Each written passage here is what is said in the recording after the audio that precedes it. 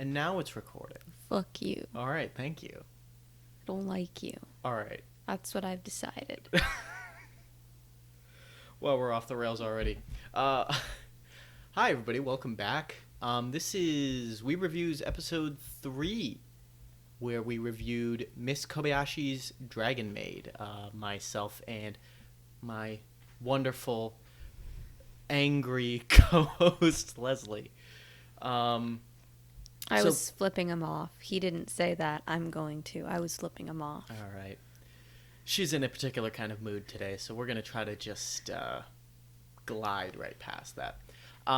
Before we get started, I want to start with a little bit of housekeeping. For starters, we are bad. We are very bad about... Stop making that face. We're very bad about keeping to a weekly schedule. So, obviously this episode is late. The last episode was late. The next episode almost certainly will be posted on the weekend for reasons I will explain at the end of the episode. But, yeah, we are going to very soon implement a much firmer schedule as far as when we'll be recording, when we'll be releasing episodes, and all sorts of manner like that. In addition, we are currently very close to having a finalized logo from an artist we've commissioned. She's sent the rough drafts. We're both tremendously happy with them. A little bit of tweaking here and there, you know, as with all things, but otherwise tremendously happy. And we are currently looking into getting ourselves onto more platforms so that we can kind of garner a bigger audience. And that includes Apple Podcasts. That includes Google Play Music, Google Play, whatever. Google Podcasts. Is it Google Podcasts? It's Google Podcasts, okay. my dude. So, yeah, Google Podcasts then, and ideally Spotify, if we can manage to swing that. We're still looking into all of this. Don't take any of this as a guarantee that it'll be happening or a guarantee as to when. But if we do make any progress in this and we figure out what's going on, or I should say when we make progress and figure out what's going on, we will obviously blast it on Twitter and our various social medias. So that's happening. The rest of the news, I'll just wait till the end of the episode to get to. It just more pertains to what's coming up next week and what we're reviewing next and things like that. So, back to it. Back to what we reviewed this week. So, this week, I said it at the beginning, I'll say it again, we reviewed Miss Kobayashi's Dragon Maid. It is a personal favorite of ours. I would say it's probably my favorite comedy anime. It's gay. It's gay. It's very gay. It's gay. It has a lot of gay. It's really gay. Yes, gay is Very. Definitely a good descriptor of it. I don't think any of the cast members were straight. Maybe Luca. Yeah, but, like, probably. her straightness is invalid. Yeah. Yeah, I guess that... Yeah. Well, regardless, it's awesome. I mean, it's just, honestly, it's a really, really good show. For starters, I want to just say I really love the episode titles because the titles, they're pretty descriptive, but then on every platform that I've seen so far, the episode titles have a part in parentheses after, like, the main title that kind of has some sort of snarky comment on the episode or something like that. Those were very much appreciated, and I I definitely got a kick out of reading those. Um, in addition to that, as I say every episode, and as I will continue to say, spoiler cast. This is a spoiler podcast. I kind of feel like they're, um, There's really only a couple of plot points that are yeah, spoilable. there's some stuff. There's some stuff that can kind of be spoiled in this. By no means will it ruin it. No. The show is formatted very, very interestingly. I took a note, I think about 4 or 5 episodes in, but I pasted it to the top of my document here because I think it was important when I realized it, and I think it's an important thing to discuss even before we run down the episodes themselves. The show, the episodes themselves seem to be a really they seem to be a series of short kind of stories packaged into each episode based on like the themes of the stories and based on the chronological order. Um, the episodes are kind of divided up into these little mini stories, these little mini segments. It's formatted very much like a children's show. Yeah, I guess you In could that, say that. like, there is kind of an overarching plot, but each episode is its own contained story with a beginning, middle, and resolution. Yeah, yeah, there's definitely that, and in addition, the segmenting of the episodes themselves, like, you can have like 4 miniature stories in one episode. And I think that's a really interesting way to format it. I don't recall very many other anime shows that I've seen that have done that off the top of my head. I'm sure there are, but I can't remember any that have like divided it up so specifically. Mm. Uh, but I mean, it was good. It works for the type of show that it is. There's no question about that. So, with those out of the way, I'm going to run down quickly a list of the episodes and a super brief description of each one. We realized when going back and listening to some of the old episodes, we didn't actually ever give a summary of the show, like episode by episode.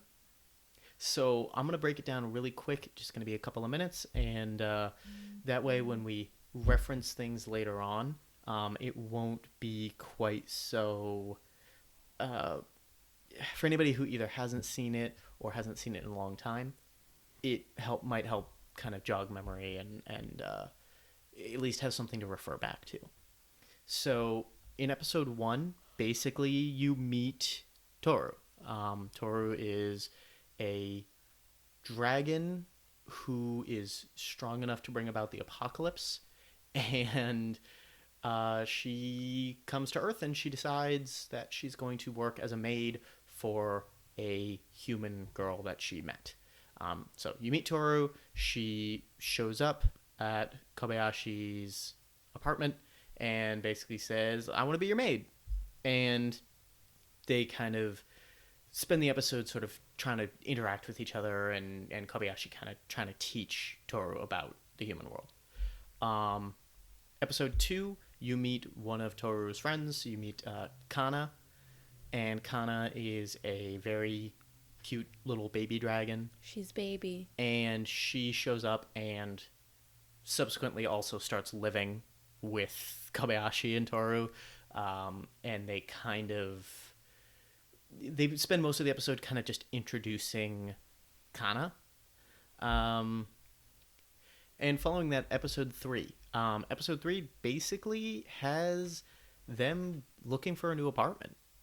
You kind of have these 3 people packed into this apartment that's really only like for one person, and they kind of get sick of it, and they're like, all right, we need a bigger space. So most of it's apartment hunting, followed by a nice kind of party that introduces a few other cast members and kind of starts the ball rolling as far as certain dynamics that are going to develop later on in the show.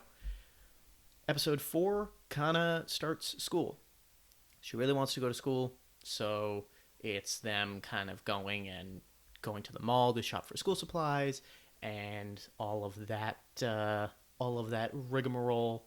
And you get to kind of see Kanna's first steps in terms of like getting started at school, trying to learn like what it's like and how to fit in there, trying to make friends, things like that.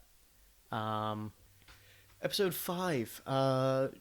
Toru is still trying to kind of get used to being in the human world.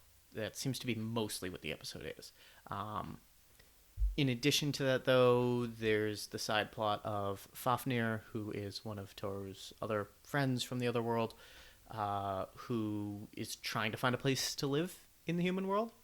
Um, and Toru and Kobayashi kind of coming up with somebody that they think he would be a compatible fit with. So, pretty simple episode, not a ton going on there. Episode 6, basically Kobayashi and Toru, and actually Kanna as well, go and meet one of Kanna's friends' sisters. And they go visit her house and talk a lot about maids, just kind of nerd out about that. Well, the sister is a maid. The sister That's a little bit important. Well, she's actually not. Remember, she wasn't actually a maid. She just basically was like, oh, you know. She acts as the family's maid. Yeah, she does. Yeah, so she's a maid. I mean, fair enough. If it looks like a duck, quacks like a duck, it's a duck. You're a duck. I'll kill you. No, you're actually the goose from Entitled Goose Game. I will kill you. Fucking insufferable. I'll just come into the bedroom honking later then. How's that? I hate you so much. And then just run out the door. With my keys in your mouth? Yeah. I hate you. Same episode, they also go and see where Lukoa is staying. And that's a whole That's a situation. thing. That's a whole situation. And you kind of get to check again in with Fafnir and Takia and see how they're doing together. Episode 7, obligatory beach episode. They basically just go to the beach and it's cute, and they kind of have a little bit of a development there, discussing Kobayashi's family a little bit of Toru's background comes out in that episode. And the second half of the episode, they go to a comic convention to help with Takia's game that he's selling. And while they're there, they kind of find out that like there are actually a lot more beings from the other world that have kind of like snuck into this world and are disguised. That's the second half of that episode? Yes. Really? Yep. See, aren't you glad I took notes? Well, no, I just thought like that took up a whole episode. Nope. Wild. Nope. And you kind of get to see a little bit more about Toru's feelings and about how she kind of feels about being in this world as the being that she is. Episode 8 starts off with a lunchbox battle.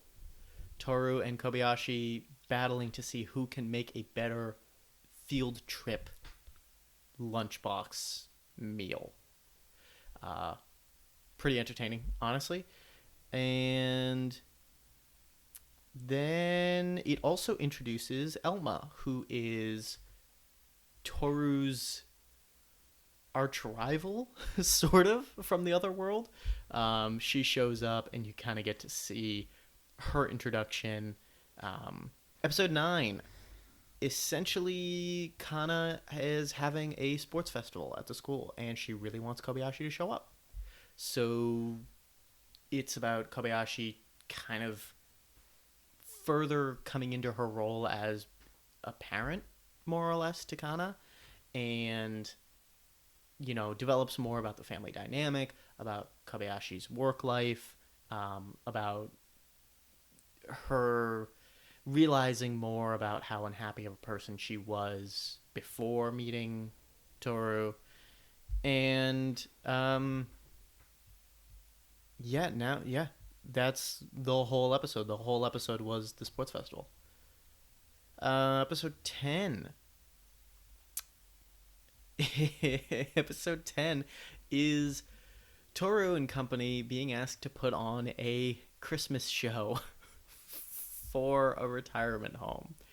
So, her, Elma, Fafnir, Lukoa, Kanna. Kanna, and Sayaka. Saikawa, all, and Shota, all get together and try to put on what winds up being kind of a clusterfuck of a holiday play. Episode 11 is the New Year's episode. So they go visit a shrine to ring in the new year, all together as like kind of a big sort of extended pseudo family. For some reason, all the dragons wear kimonos. Yeah. Inexplicably. All the dragons are wearing kimonos. You get to see them all bonding a little bit more, especially after the shrine visit. Everyone goes over to Kobayashi's apartment, and they all kind of spend the night together, and it's just cute. You get to kind of see them all like drinking together and having a good time. So it was a good one. Episode 12, you get to see a little bit about how Kobayashi and Toru actually met, because their initial meeting has kind of only been like alluded to and shown in snippets up until this point, in part because Kobayashi didn't remember a lot of it because she was fucking shit-faced. Because she yelled at her boss.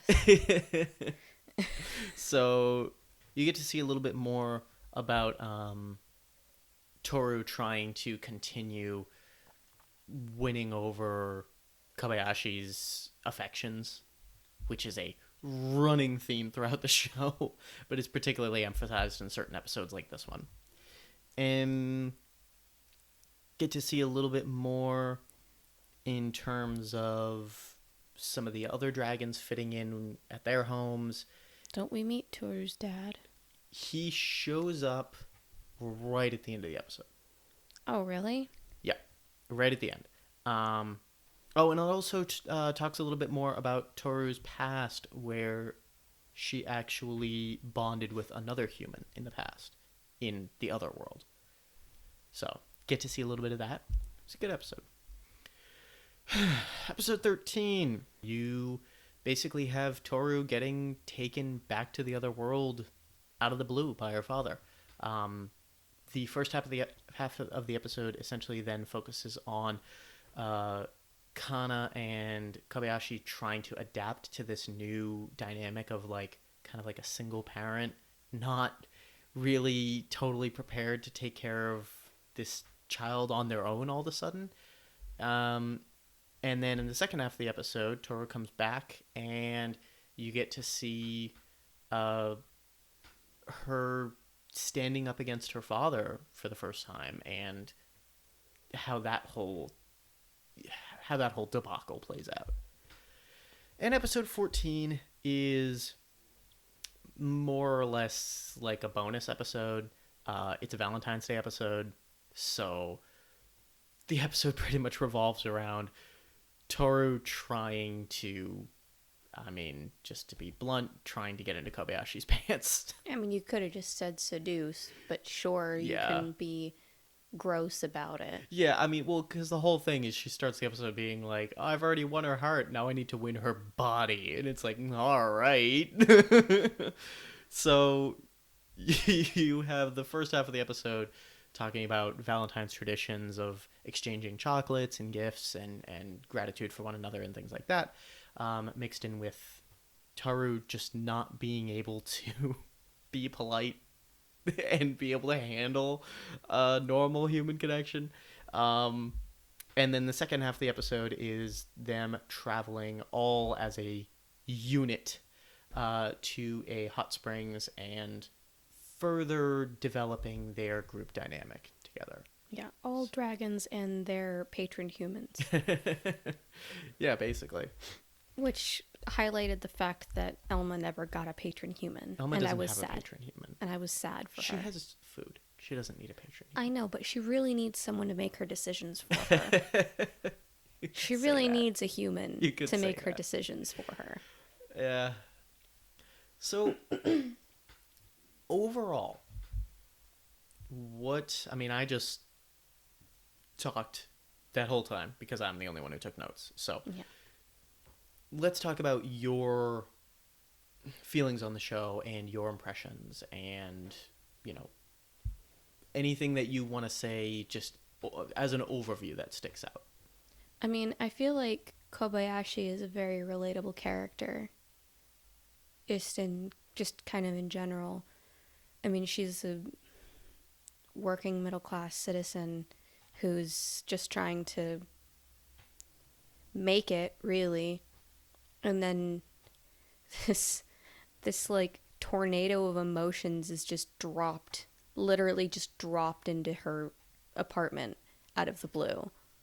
Yeah, Like, essentially, you could describe Toru as a sentient tornado of emotion. really though, who doesn't know anything about living as a human and nothing Did about. Kobayashi though really? Well, she had like the benefit of being raised as a human Yeah, and taught how society works for humans I would. and how to like get money and pay bills Yeah, and exist in human society. I would definitely say she knew how to like coexist with society, but like, I think.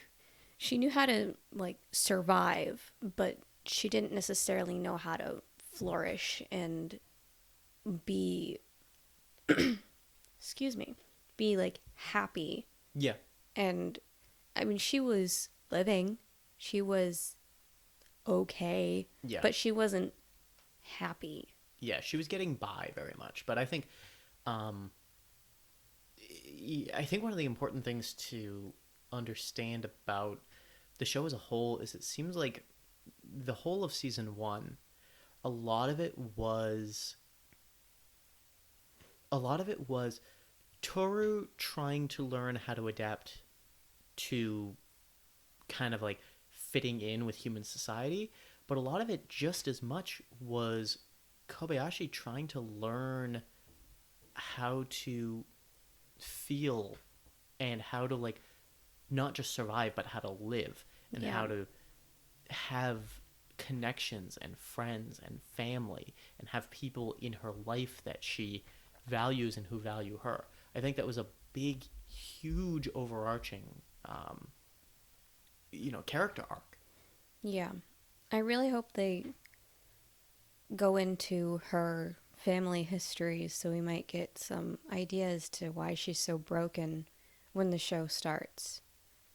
Yeah, I mean, they touch on her history a bit. I mean, she talks a lot about how, like, or I don't want to say a lot, but she talks a few times about how she was raised in a perfectly normal living situation. Part of me almost thinks that, I mean, and I'm just speculating here, but like, part of me almost thinks that maybe that's just kind of how she is. Like, some people are just like that. Some people I just guess. have a harder time with that kind of thing. And when, with the exception of somebody literally falling into their lap to kind of be a tornado of emotion, they don't really go out of their way Yeah, I to suppose. form those connections. And it seems like that's very much who she was. She was not somebody that would go out of her way, but when she just, gets Toru dropped in her lap, almost literally, Yeah. she kind of has to adapt to that and realizes very quickly that she's a lot happier that way, even if she has a really hard time expressing it. I do just want to kind of get out ahead of this a little bit. Please don't think that getting into a relationship is going to fix your mental illness. Because that's kind of a bit of a easy message to take away from this show, because that's kind of what happens to Kobayashi. she gets someone thrown into her life that just kind of fixes everything.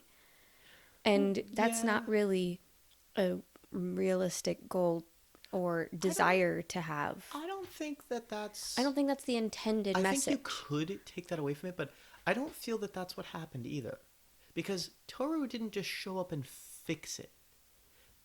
Toru showed up and they struggled, and the two of them, you know, she hurt Toru a lot emotionally Mm, before she learned that what she was doing was wrong. And you get to see that, and you get to see the kind of the damage, and it's not super emphasized because again no, it's a it's not. comedy, but Yeah. you do get to see glimpses of the damage that it does to Toru and her self-esteem and just her feelings as the show goes on. I don't think that the show shows Toru showing up and just, snapping her fingers figuratively and fixing it. Now, I granted, guess. it does help that Toru shows up and is obsessed with Kobayashi immediately, and in her Yeah. eyes, Kobayashi can do no wrong for the Yeah. most part. So she does put up with quite a lot more unintentional abuse than would be reasonable for most people. Yeah. Although, I mean, I have met one or two people in real life who have basically done the exact same thing, and they meet somebody, become obsessed, and put up with a lot of crap before they finally snap and Yeah. kind of go, I need you to treat me fairly. Yeah. And I mean, I've met real people like that, but it's not a common thing. Yeah. So there's that. But yeah, I mean, I don't think that should necessarily be something. I agree with you that that shouldn't be something that people take away from this show. No, it's not. It's not the intended message of the show. It's just kind of an easy thing to base a comedy off of. Yeah, that's fair. You know what I mean? So that's all. That was my PSA. Because I can see that getting misconstrued. Thank you for coming to our TED Talk. Yeah. I don't really know where to go from here. I guess Kanna is baby. Leave her alone, please. Yeah. She is just a child. She is just a baby. Please do not lewd her. Do not lewd. Do not lewd the dragon. That is a child. I don't care how many human years old she is. That is a child. Leave her alone. All right. And I do not condone Lukoa's actions. Oh yeah. That's another thing. That's a bit problematic. Yeah, there are some, and they're obviously all played off for laughs. Yeah. But there are definitely some like somewhat problematic Oh yeah. just things that sort of happen in the show. Yeah, I mean, Lukoa is just straight up a Shotokan. Like, that's just a fact. It's an unavoidable fact. Yeah. And it is played off for laughs, so I do not think it is a condoned thing in the show either. Yeah, because But- the whole thing is the humor is, the joke isn't, this is funny. The Yeah. joke is this is bad. Yeah. Like this is wrong. And Yeah. that's why it's funny. Yeah. Because she just cannot seem to wrap her mind around the fact that what she's doing is not okay. You know, it might actually be because dragons mature younger than humans do. Like comparatively age-wise. Like, yes, Khan is a child, but, like, maybe they still look similar once they have. And Lukoa is just like, I don't even understand at this point. Either that or it's because she's from the age of the gods and people got married at, like, 12. I honestly... It could be one or the other, or both. Who I knows? almost wonder if it has something to do with her sordid past that she doesn't want anybody talking about. Maybe. Because they touch on that a little bit a few times, and I'm sure there's something in there that makes her just kind of be like, oh, all behavior is okay. It's like, honey, no. Yeah. Don't. A poor kid. Eh. I mean, I envy him. I don't But care. I don't think... It doesn't mean I think what he's going through is okay. No. Because he's not happy. No, he's very much not happy. The poor child. He just wants to be a kid. I mean, we're beating around the bush a little bit. You might as well just basically talk about, for anybody who hasn't seen the show, talk about what kind of behavior specifically. Well, she consistently exposes herself to him, like tries to join him in the bathtub, insists upon sleeping in the same bed with him. They show his dreams, and like he's like, I don't know, somewhere between like 10 and 12, Yeah. which is normally a very awakening age for young boys. Yeah, that definitely is a lot that happens in that period of time. He has dreams that are clearly like what happens in the dream is symbolic of her tits bouncing on his head, but it's never her tits in the dream. It's like a bouncing ball. Yeah. At one point. At He's, one like, point, it's bouncing a sumo wrestler. Yeah, he's like slapping the stomach of a sumo wrestler, or there's like a bouncing ball that he's playing with, and like then it kind of shows outside his dream. Yeah, what's And happening? he's just like being smothered by her her single personality trait, which is her tits. K-cup sized boobs. It's like if that were a human, that would be back problems central. Yeah, she's like it's because they frequently, one of the running gags in it is Kobayashi has a not very well developed she's bust. literally completely flat chested. She's animated like a male. Actually, Toru, when they first meet, is like, "You're a girl," and she's like, "Fuck you." Yeah. But one of the frequent running gags is basically Kobayashi getting envious of how extraordinarily well endowed all the dragons are in their human forms. Yeah. And Toru actually makes a joke about it at one point, that it's D for dragon. D for dragon, yeah. And she's like, "Are you sure you're a D?" She's like, "I'm a D in dragon size." Literally all of them except for Fafnir, because he's a guy, and Kanna, because she's a child. She's baby. So... Leave her alone. And she's chubby, and it's cute. She is chubby. She's so cute and chubby. I just want to give her a hug and pinch her cheeks. Yeah. She has very pinchable cheeks. She's so cute. She's also real stupid. All the dragons are real stupid. Yeah, they have no clue what's going on. Elma probably more than all of them. I would say Lukoa, actually, despite her, like, behavior towards Shota, I would say despite that, she's probably the most well-adjusted of all of them, because absolutely, you actually see her and Kobayashi interacting just one-on-one a few times, and, like, she's, like, a good... kind of like gal friend for her, and it's cute. Their relationship is really sweet. They have a really sweet kind of like dynamic. Yeah, you know, where Kobayashi's like, "Oh my god, Toru's trying to sleep with me again, God," and Luko's like, just grit your teeth and bear it. She loves you, and we know you love her. Stop. And she's like, "I know, it's just ugh." This whole emotion thing is not happening for me. So yeah, I'll just touch on briefly my the only overarching impressions that I had that you didn't touch on already. The art style is really precious. It's very soft. The dragons are all in their human forms, like, they're animated, like, pretty interestingly. I mean, they all have multicolored hair. Even Fafkun? Does he have red at the end of his hair? I am trying to remember. His might be actually all black, now that I think about it. I think he's an all-black dragon. Yeah. So that might be actually, why, because... Lukoa is also, if you see her in the intro, she's also right. all black. Let me look. But But yeah, they're all animated very interestingly. They all have really super interesting eyes.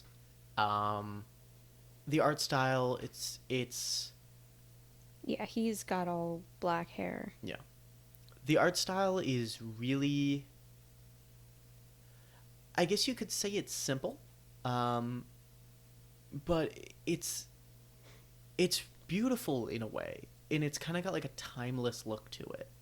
It's very soft. It's got a lot of like, it's soft differently than the other ones that we've watched. We've said that about almost every show we've reviewed so far, all two of them. Oh, two of them, yes. But You won't be saying that about the next one you review, though. That's for no, darn I will not. sure. I will not. But it's soft in the sense that it's got a lot of rounded edges on things. There's very few like, in terms of the character design specifically, there's very few like sharp lines, unless aspects of the character warrant it, like Fafnir. Yeah, even Kanna's horns are not sharp. They're like quote unquote pointed, but like they're not sharp. Yeah, pointy. and Toru's horns are not at all. Toru's horns are more like antlers. Yeah, they're weird. They're like somewhere between deer antlers and sheep's horns, because the texturing is like sheep's horns, but the shape of them is like deer antlers. Yeah. Same Lukoa, with Lukoa. Lukoa has really cool eyes. She's got Yes. two different eyes, and they're both really different from each other. I don't even know how I would describe what they look like, but they're super interesting. She usually has one of them closed. One of them looks like a normal dragon eye that's like green and yellow, and the other one looks almost like a cybernetic eye. Yeah, it does. It's purple. A bit. It's like black and purple. Yeah. It's really weird. But it's got like a green, almost like a rune, like a runic symbol in the center of it. It's super weird. But the art style it's a lot of Oh, it's not. You're right. It's green. It's not purple. yeah. I don't know why I thought it was green. There's a lot of Or purple. bold lines on things. There's a lot of bright colors used. Not like pastels, not like washed out pastels like in Stella's, but a lot of like really kind of bright colors, but not oversaturated either. It's hard to describe in a way. Low contrast, so the blacks are not super super black and the whites aren't super super white. It's just really it really is a timeless art style. I think that show, the animation in it, is going to age really really well, personally. The soundtrack was really good. It was so, it matched the tone of the show so well. Oh, I remembered another thing. Yeah. The opening is absurd. The opening is great. It's completely like It's nonsensical. there's no rhyme or reason to what's happening Yeah. in the opening. It's nonsensical, but it introduces all the characters, even all like the side characters. Yeah, show all up the in, repeating like, side characters. one like particular like shot in the opening, and it's kind of like this nonsense opening, but it's really really cute. Might be my favorite opening of any of the animes we reviewed so far. Sorry, nothing's gonna beat Easy Breezy. Yeah, I know you like that. I know you like this. Well, you said you liked the song from that the most, but you said in terms of the style, I think you liked this one the most. It's hard. It's like, while I was watching it, that was absolutely what I thought, but like now that I have had a few days, I'm like I've been actually thinking about it. Okay. I've been like trying to place it, and I don't know. I think I like the way it was done better. Right. Maybe, but I don't know if I actually liked it better. I think I just personally liked it better, in large part due to I really like the art style more. I really, really that I know art you style didn't. really just resonates with me, and I was not. I know you didn't care for it in Aizuken. I was not huge on it. I loved it. I appreciate why they did it that way, but I wasn't huge on it. I loved it. But that's that. So like I said, yeah, the art style was really nice. The soundtrack was really, really nice. I really liked the way they fleshed out each character to be really. it's funny because they fleshed out each character to be really like unique and distinct from one another, and like each one of them goes on their own arc in a lot of ways.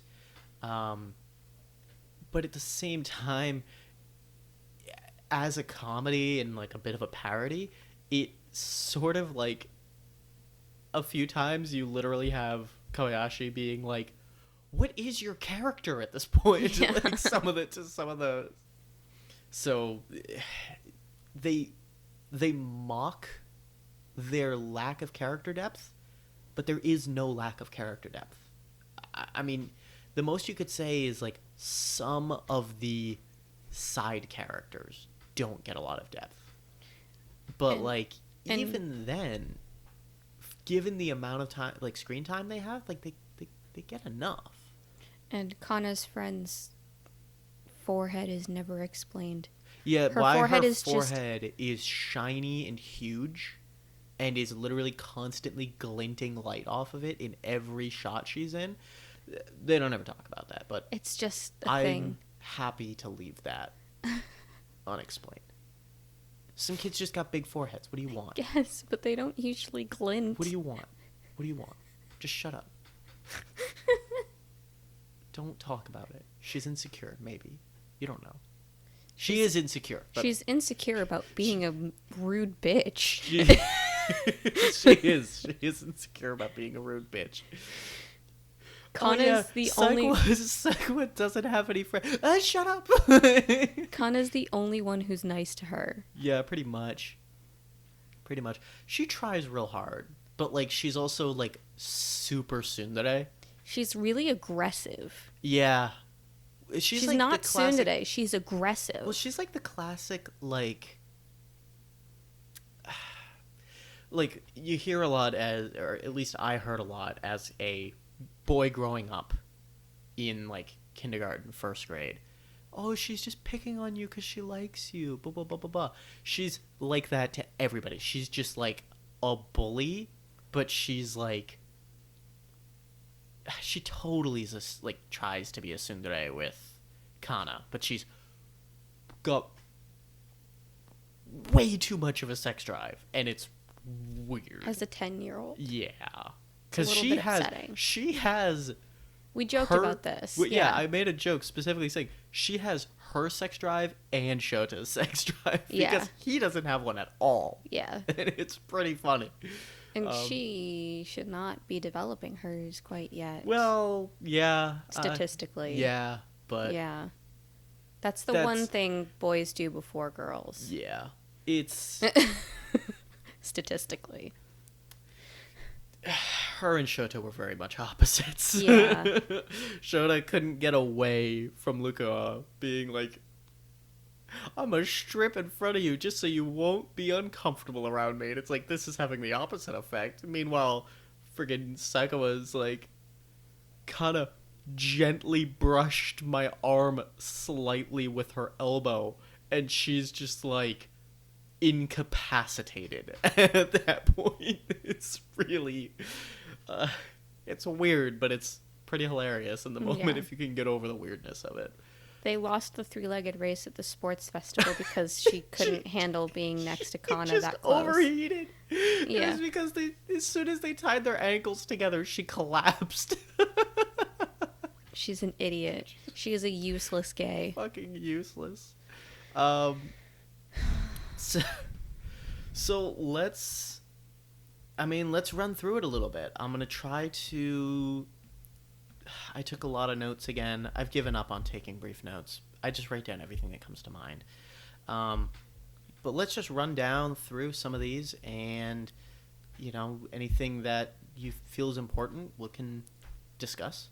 One of the first notes I took is I basically said it's a very interesting way to start off the first episode. I mean, how did you feel? Did you feel like it hooked you in the first, like, right at the very beginning? I would say, yeah, it did. But I'm I'm not super duper picky about what I watch, so I probably would have stuck with it even if it hadn't, because I'd heard really good things about. I'd heard of it Yeah. a lot beforehand and was recommended it several times. Yeah. So I probably would have stuck with it at least like 3 or 4 episodes before being like, nah, it's not for me if I didn't like it. Yeah, yeah, yeah. So it didn't really have to hook me. Yeah, and obviously we've watched plenty of, like, slow burn shows. Fate is, as much as I rant and rave about how much I love it, it's a slow burn. And it's not necessarily going to hook you right away. See, I didn't. This is a little off topic, but I didn't find Fate to be a slow burn because they give you action in every episode. They really don't, except It always felt like it to me. because the thing is you know what, if I start I won't stop. I know. I need to jump back to what we're talking Okay. about. But there are a lot of shows that we do enjoy that are a slow burn. I don't think this was one of them. This basically starts out with Toru in her dragon form flying over the city, reaching Kobayashi's apartment, and then Kobayashi just opens the door and just sees dragon before Toru turns into a human and kind of goes, hey! And it's cute. It's got like a really... It has a solid hook. Kobayashi thought it was a dream at first. Yeah, she did. They showed a little like thought bubble kind of thing. Yeah. And she was like running through the possibilities and like the most likely outcomes, the most likely ways she'd gotten there, I mean. And like the one that like dinged was dream. Dream, yeah. And they actually do that a few times throughout the show. And I had written down, I was like, the scenes that show a character's thoughts written behind them are really... They're a good and a kind of a cute touch. Yeah. You know, either when you have characters like ranting about things and using like all sorts of like nerd talk and like getting really heavily into it. Actually, My Hero Academia kind of does like a similar thing with Deku at times. Yeah, well, when he's muttering the mutter. So it's kind of like you have this cute like super small, really fast moving text written behind the characters as they're going on their rants or having these like really rapid thought bubbles or whatever. And it's a cute touch. It kind of like you can pause it and read it, and all of it's like it's all in there. Yeah. You can see their entire train of thought just chaotically written behind them. And I appreciate that they actually took the time to translate all of it, too. They did a really good job with stream of consciousness, I gotta say. They did an amazing job. So, yeah, I mean, Toru really knows how to make an entrance. Kobayashi at first rejects her, basically. Says, like, you can't be my maid. This is too weird. Like... Maybe I said that you could stay here, but I was really drunk and I don't remember any of that. So you kind of have this moment as Toru's walking away and Kobayashi is kind of like in her head like, I'm not gonna be able to live this guilt down. Well, I mean, she sees like tears in Toru's eyes as she's walking away. Yeah, and then what I found really funny was she comes to that conclusion like, I'm not going to be able to live this down. But the thing that makes her change her mind is she goes, oh, fuck, this isn't a dream. And she looks at the clock. She goes, I'm late for work. Toru, do you know how to fly? And she's like, hell yeah. So they kind of, that really is their first sober interaction, more or less. And on the way to work is when Kobayashi decides to let her stay. You have the first of many instances of Toru cooking her tail to feed to Kobayashi, and Kobayashi going, no, that's weird. What the hell are you doing? and you get some like just really funny little asides. Like, not only she cut off her tail, cooked it, and served it, and then when Kobayashi's like, "I'm not eating that," Toru eats it and then grows her tail back immediately. Toru also gets exasperated because she took all the time to take all of the venom out of her own tail before serving it. I mean, smart that she knew to like take the venom out because it would be poisonous, but also like what? Like Yeah. what? So yeah, first of many of that gag. When Toru kind of gets left at the apartment by herself for the first time, she's like, "Oh man, like I gotta figure out how to like be in this world. Oh, you know who I'm gonna do? What I'm gonna do? I'm gonna call my buddy Fafnir, and I'm gonna ask him for advice." And she just picks up the phone. You know, she calls him. She picks up the phone, and all you hear is, kill them all, kill them before they steal your trust." And she just hangs up. She's like, "You know what? Never mind. Maybe not. I'm gonna not." And then, coincidentally enough, actually, literally her first day she gets left there on her own, Kobayashi's apartment almost gets burglarized. Mm-hmm. Which is just such weird timing if you think about it. Because I'm sure they definitely didn't expect when they broke through the front door to see a straight up dragon. Yeah. Something tells me that if they had, there would have been less likelihood that they would be there. Yeah, you probably got a point there. You have you get to see a lot of Toru's powers kind of on display. That she can vaporize dirt and also everything. Yeah, she can basically handpick what she vaporizes and doesn't. And then also if she vaporizes something that she wasn't supposed to, she can just bring it all back.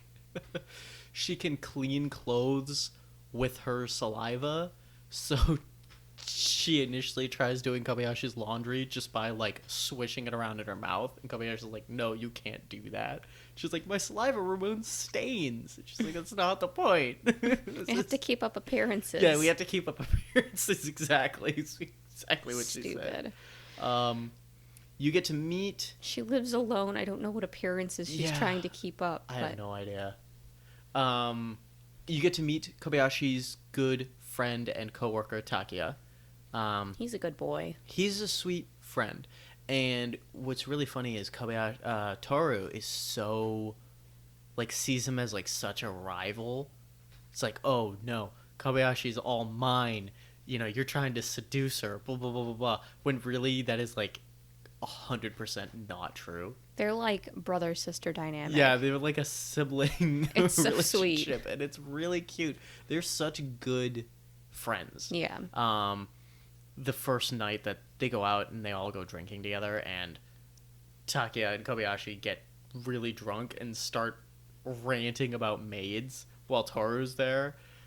And then Toru's like, and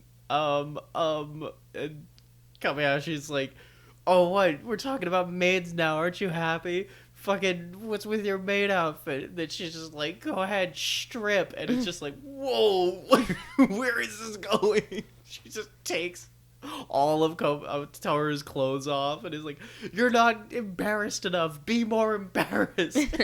Toru's like, "What the fuck is happening?" So, yeah, it's... Oh, boy. You get to see Kobayashi's kind of a bit of a mean drunk. Takia is a really good otaku friend. It's interesting, and you almost have to wonder, how does Toru know everybody at the shopping district?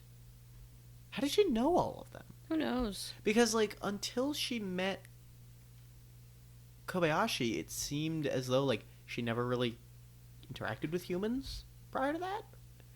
So it's kind of weird because like every shop owner at the shopping district not only knows her, but like she has a really good reputation at every shop they go to. And they're all like, "Oh, Taru, welcome back. Here. I'll throw in a free thing or have a discount or whatever." And Kobayashi's like, "What? What is going on?" Um, I mean, that's a few episodes in, right? that's episode 2. Is it really? That's literally episode 2. It's also hard for me to quantify like how much time has passed in the show, like episode by episode, because they do skip. They do time jumps, but yeah. it. I mean, it could have been like a couple 2-3 weeks after, and Toru's been going there daily. It's just, I don't know, it's weird, but it's cute. It makes for a funny gag, and it also is like, it's cute because a lot of the shop owners are like these kind of reoccurring tertiary characters, and you get to see as Toru gets better about living in the human world, you kind of get to see her interact more and more with the shop owners and things like that. Yeah. When Kanna shows up, she initially thinks that Kobayashi was the one seducing Toru instead of the other way around. She's like, "You seduced her with your body," and she's like, "What?"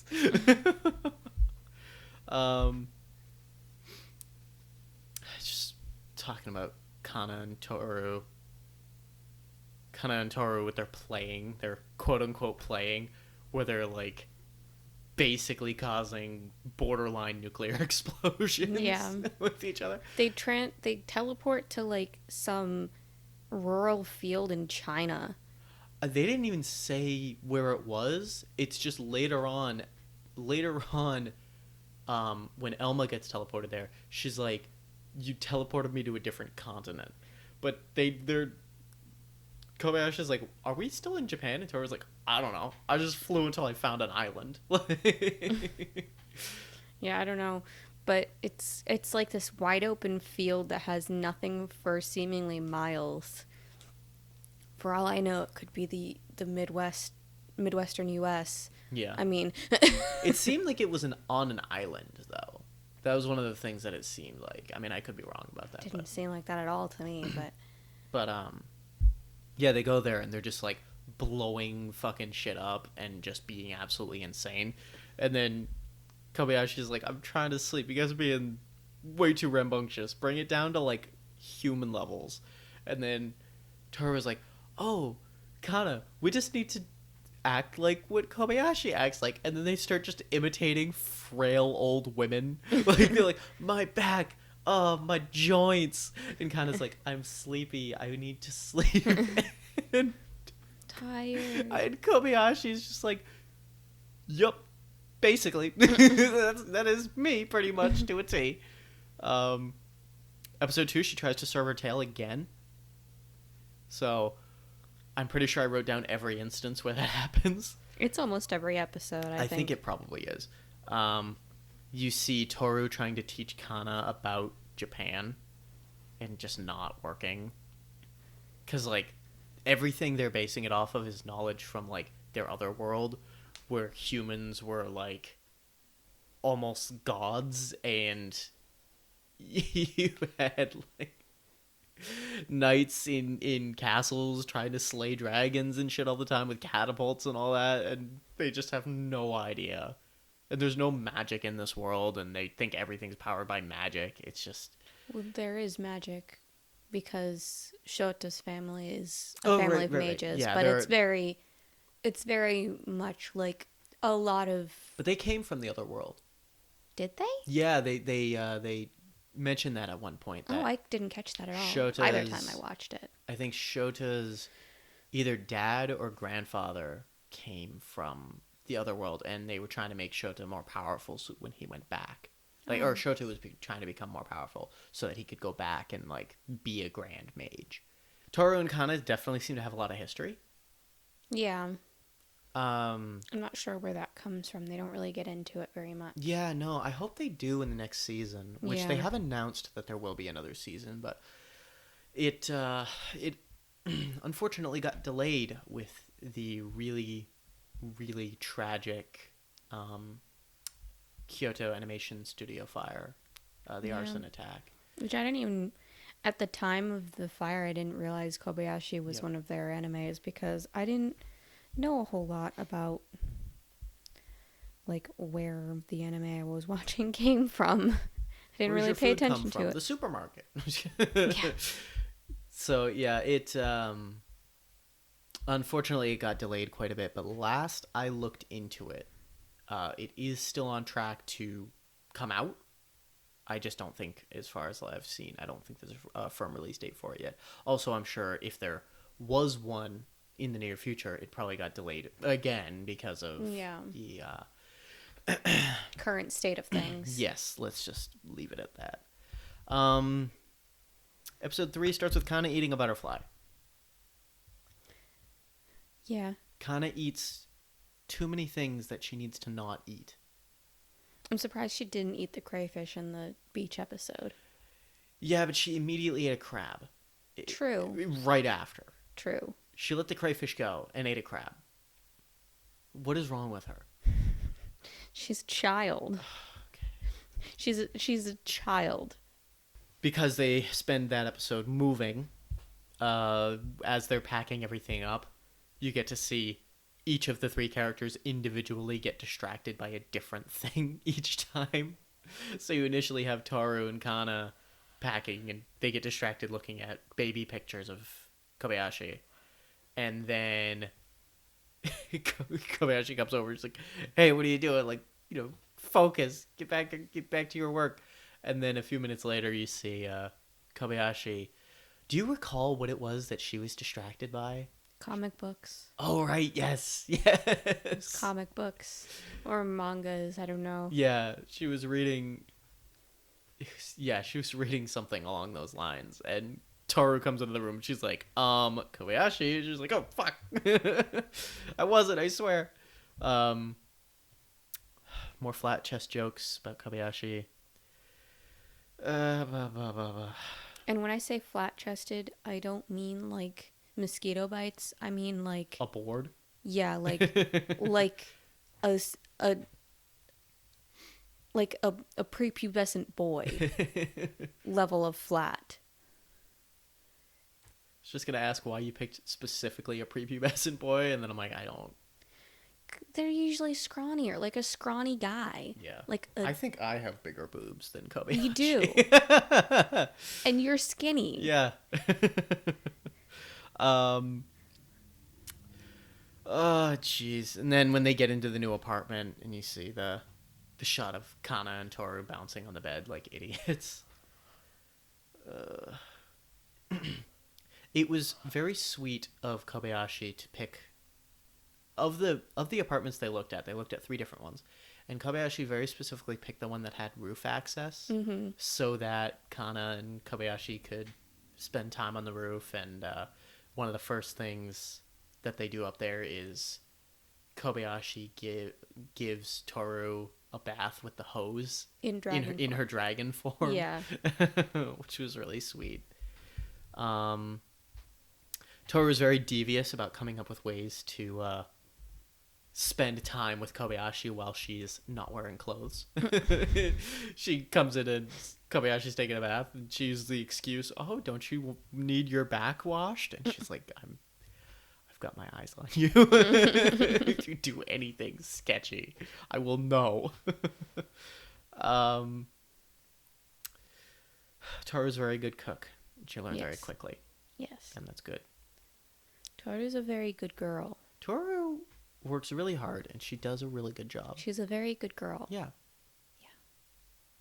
She's super fucking gay. She's so stupid. Yeah. She's like chronically stupid. She really is. She really is.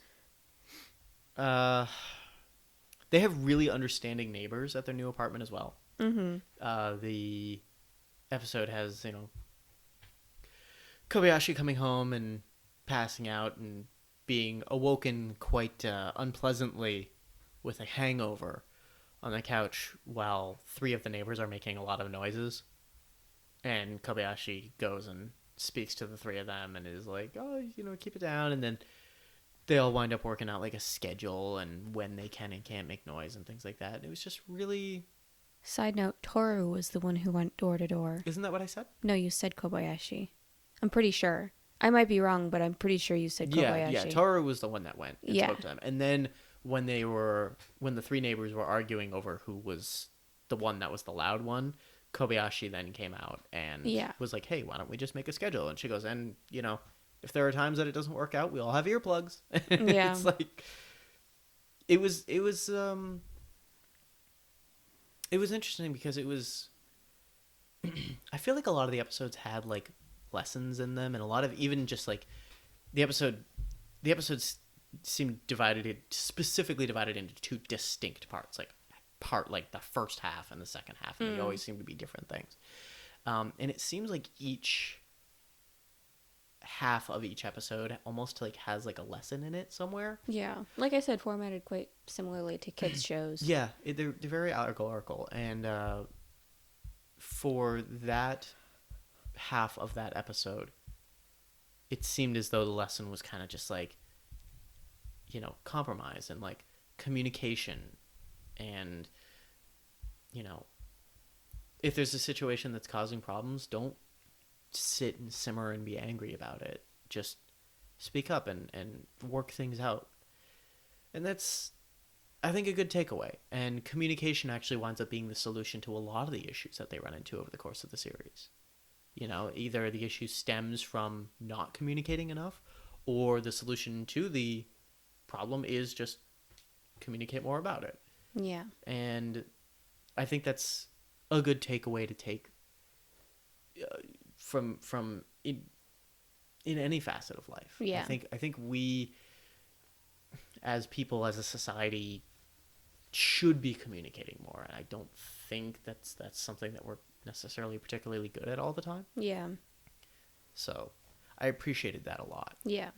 And Kobayashi even says, she says it's only natural to cause some bother to one another while going about our lives. Yeah. And that's true. And like patience, communication, compromise. Those are three huge pillars. Yeah. When they have the apartment party to usher in the new place, it was that's kind of where you first meet Lukoa and Fafnir. Mm-hmm. And Fafkun. Yeah, and Toru's like, "Oh, I'm inviting some friends over as well if you're having Takia over," because Toru still doesn't like Takia. Mm. And just Fafnir's introduction, he's so freaking angsty. He's just pure angst. He's like if My Chemical Romance was a dragon. Oh, God. So, what actually winds up amusing him at the party, funny enough, is Takia is playing Dark Souls. And Or some knockoff version of it. It was implied that it was Dark Souls. It was Dark Souls. And Fafnir kind of is watching him, slay a dragon and then go and like collect a treasure chest. And Fafnir's whole lore is he basically... He's the stereotypical gold hoarding dragon. He's very Smaug in that respect. But yeah, so Takia's like, "Do you want to try playing?" So he plays a little bit, and he keeps falling for all the mimics. Takia's like, "Oh, don't open that treasure chest. It's up." And he runs over to it and opens it anyway. And he's like, "What is it with you and the mimics?" He's like, "I can't help myself." So yeah, he kind of he gets hooked on gaming. Kobayashi and Lukoa get to bond a little bit, which was really sweet. Kind of starts school. The internet is a bad influence on dragons because Toru very quickly starts getting into all of the conspiracy theories about, big business, conspiring with the education system and the government to force people to buy academic materials and things like that. That's right. I had forgotten about that. And Kobayashi's like, oh, so the internet's just bad then. The internet's just a bad influence. It doesn't matter who you are. I mean, it helps that Toru is extremely impressionable. Yeah. Kanna is very specific about the kinds of school supplies she wants. She wants cute school supplies. Nothing else will do. Cute things. Only cute things. Only cute things. She won't settle for not cute things. She'll be very unhappy. Toru mistakes the stamp for a brand. And then asks subsequently, but basically says, oh, it's a brand used to mark slaves as your property. And subsequently asks Kobayashi to brand her and quote-unquote make me yours. In the middle of a crowded school supply store. School supply store. So, families with children. Yeah. They caused quite a ruckus in the store there. The lesson in the first half of this episode, Kobayashi said it pretty much outright. Humans don't like things different than themselves. And it's really true. Yeah. It's really, really true. That's why you have so much strife and conflict and, oh, you're different than me, therefore I don't like you, I don't trust you in the world. So, Kanna loves the stupidly expensive backpack. It was like $350 US dollars. Yeah, it was like I think it was 38,000 yen, which is something like $350 in US dollars. But yeah, the absurdly expensive $350 backpack was quite the investment, and Kanna was so in love with it she wore it all around the apartment and then tried to wear it into bed. Stupid. She's adorable. Toru had some interesting critiques on education, which was one of the lessons to be taken away from the second half of that episode. Toru talking about, students should be grouped based on their skill levels so that the people the students that need more help can get that help, and the students that aren't challenged enough can advance and things. And it's an interesting it's interesting that she kind of they kind of painted her to have that perspective as like an outsider looking in. It's interesting that kind of you can sort of see the opinions of the creators of the show kind of coming through. I don't think that's bad. No. I don't think... I think that it's perfectly acceptable. I mean, some people would say, like, oh, don't... I hate when entertainment mediums try to, inject their politics or their beliefs or whatever it is into their works. But I don't think there's anything wrong with that, really. No. I feel like you can do whatever the hell you want. I think you're creative. Yeah, I think injecting a little bit of yourself into your works is what makes it distinct. It's what makes it your work. Yeah. You know what I mean? Very much like this podcast has a lot of like our personalities. I mean, mine specifically because I'm going to be in every episode, but it has a lot of that in it. It has a lot of me in it. It was very sweet of Kobayashi to get that little keychain for Kanna that she wanted, because Kanna saw it in the store and put it back because she saw how expensive the backpack was and realized she saw how Kobayashi reacted to it. How Kobayashi reacted to the expensive. Has no concept of money. Yeah. And when Kobayashi noticed her putting it back, she sneakily...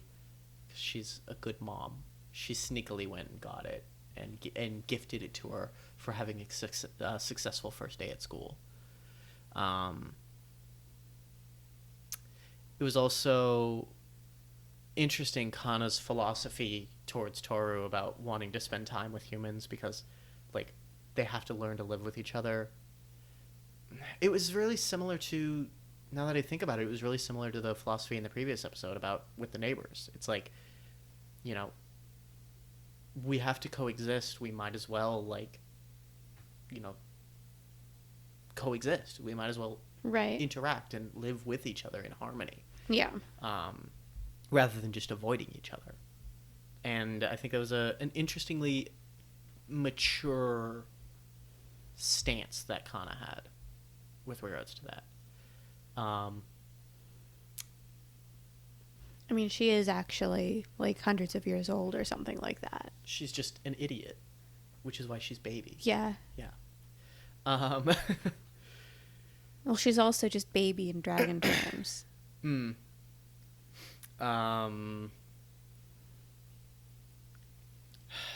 second half of the episode was just Dragon Dodgeball. Which was good. Was it? Yes. Essentially, it was just... I get that the kids, except for that one dude, the kids were like bullies. Yeah. But it was basically the equivalent of, like, Navy SEALs beating the hell out of some teenagers because they, like, were a little bit mean to some kids. Well, it was basically what happened. I mean, they did hold back. Yeah, well, because if they hadn't, they would have actually died. Oh my god. Luko is very useful to have around because she can erase people's memories. Yeah.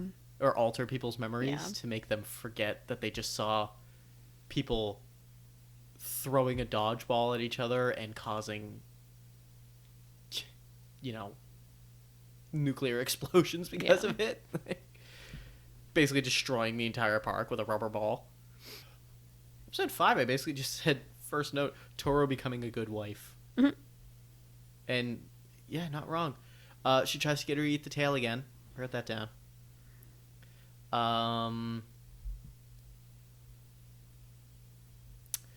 Toru visiting Kobayashi at work, but this time using perception blocking to basically become invisible and going into the actual building and kind of seeing...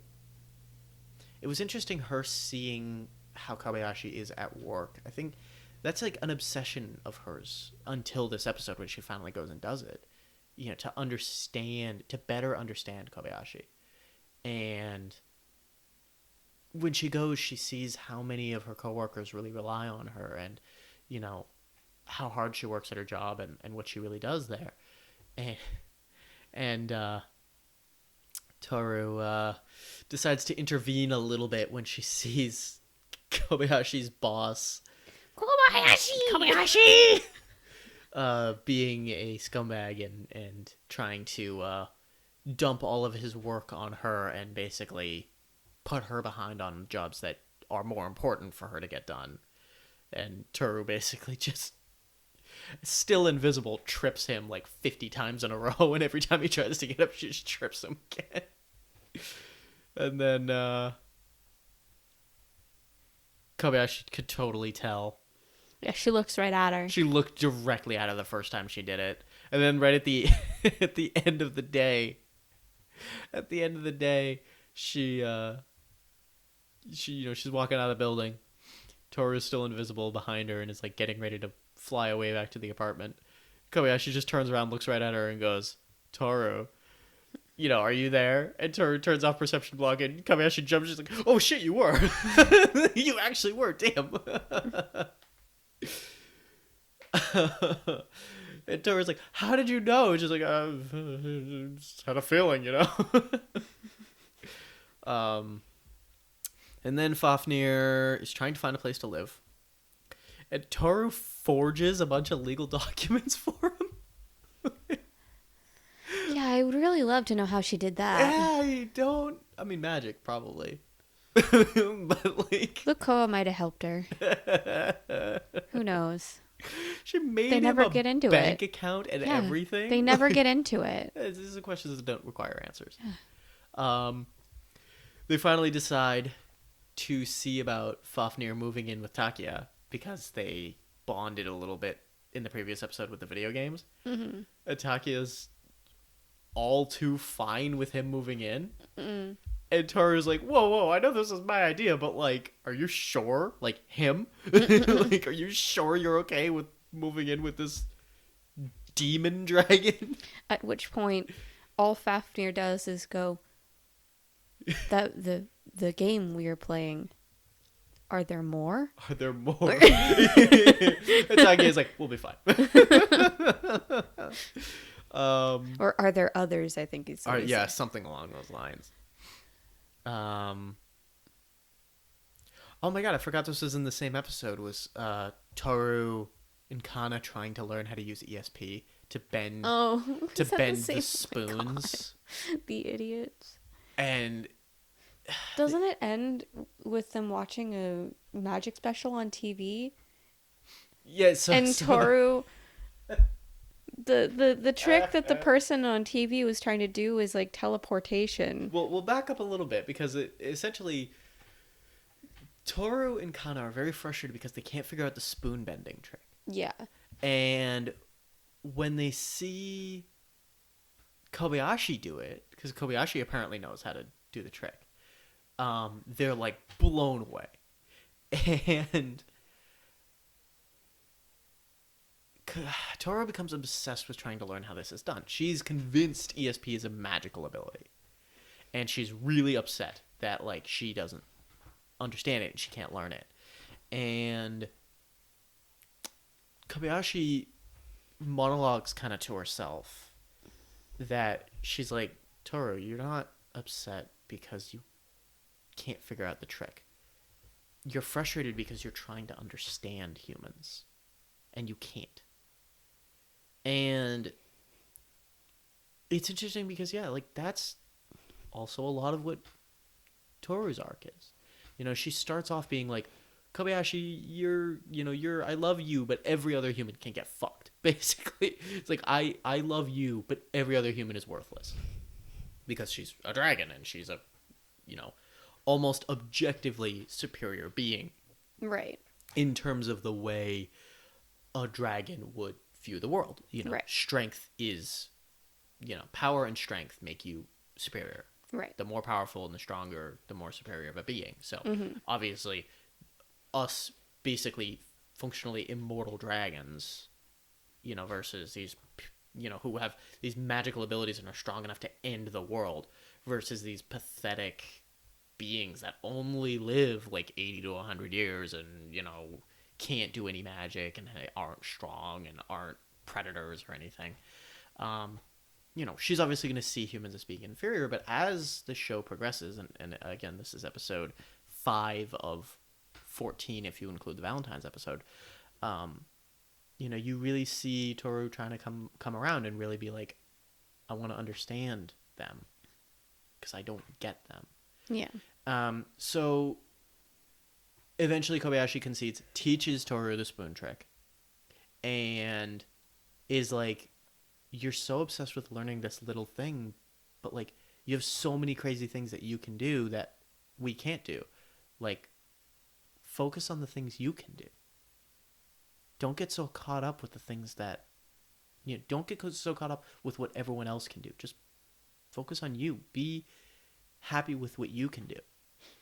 And that's when they're watching a magic special on TV together on the couch.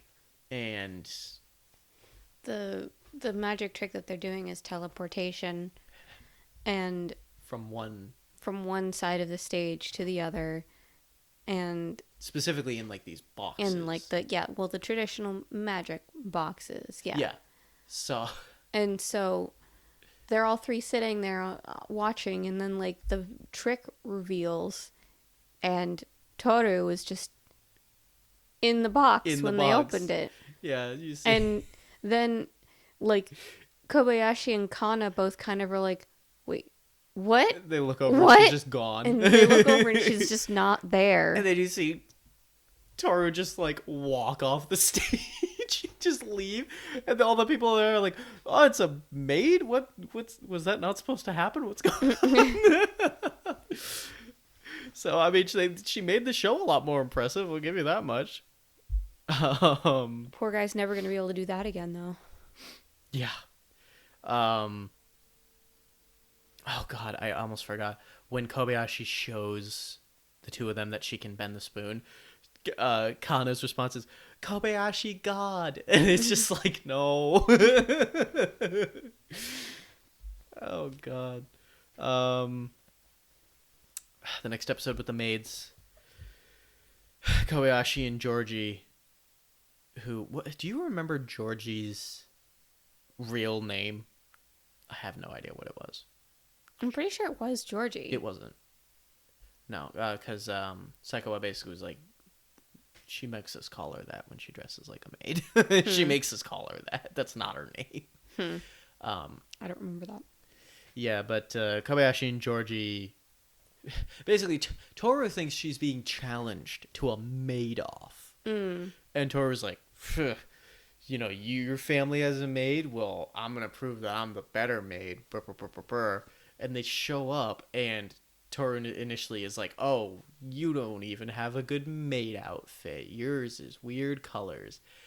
And Kobayashi gets into her, like, you know, anime takedown stance. And is like, actually, it just, like, nerds out about mages. Mages, Jesus. Too much fate on my mind.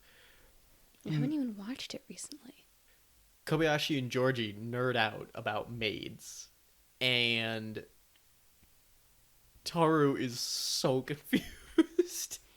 She has no idea what the hell they're on about. And they drag her into Georgie's room to talk more about maids, and Toru goes along at first because she's like, Kobayashi's holding my hand, she's pulling me with such purpose, oh, like I'm in love. And lo and behold, a few minutes later, she bursts into Saikawa's room with Kanna and Saikawa in it. And she's like, help me get them away. And you see Kobayashi and Georgie behind her, like, in silhouette with, like, sharp teeth going, no, come back. Talk about maids with us.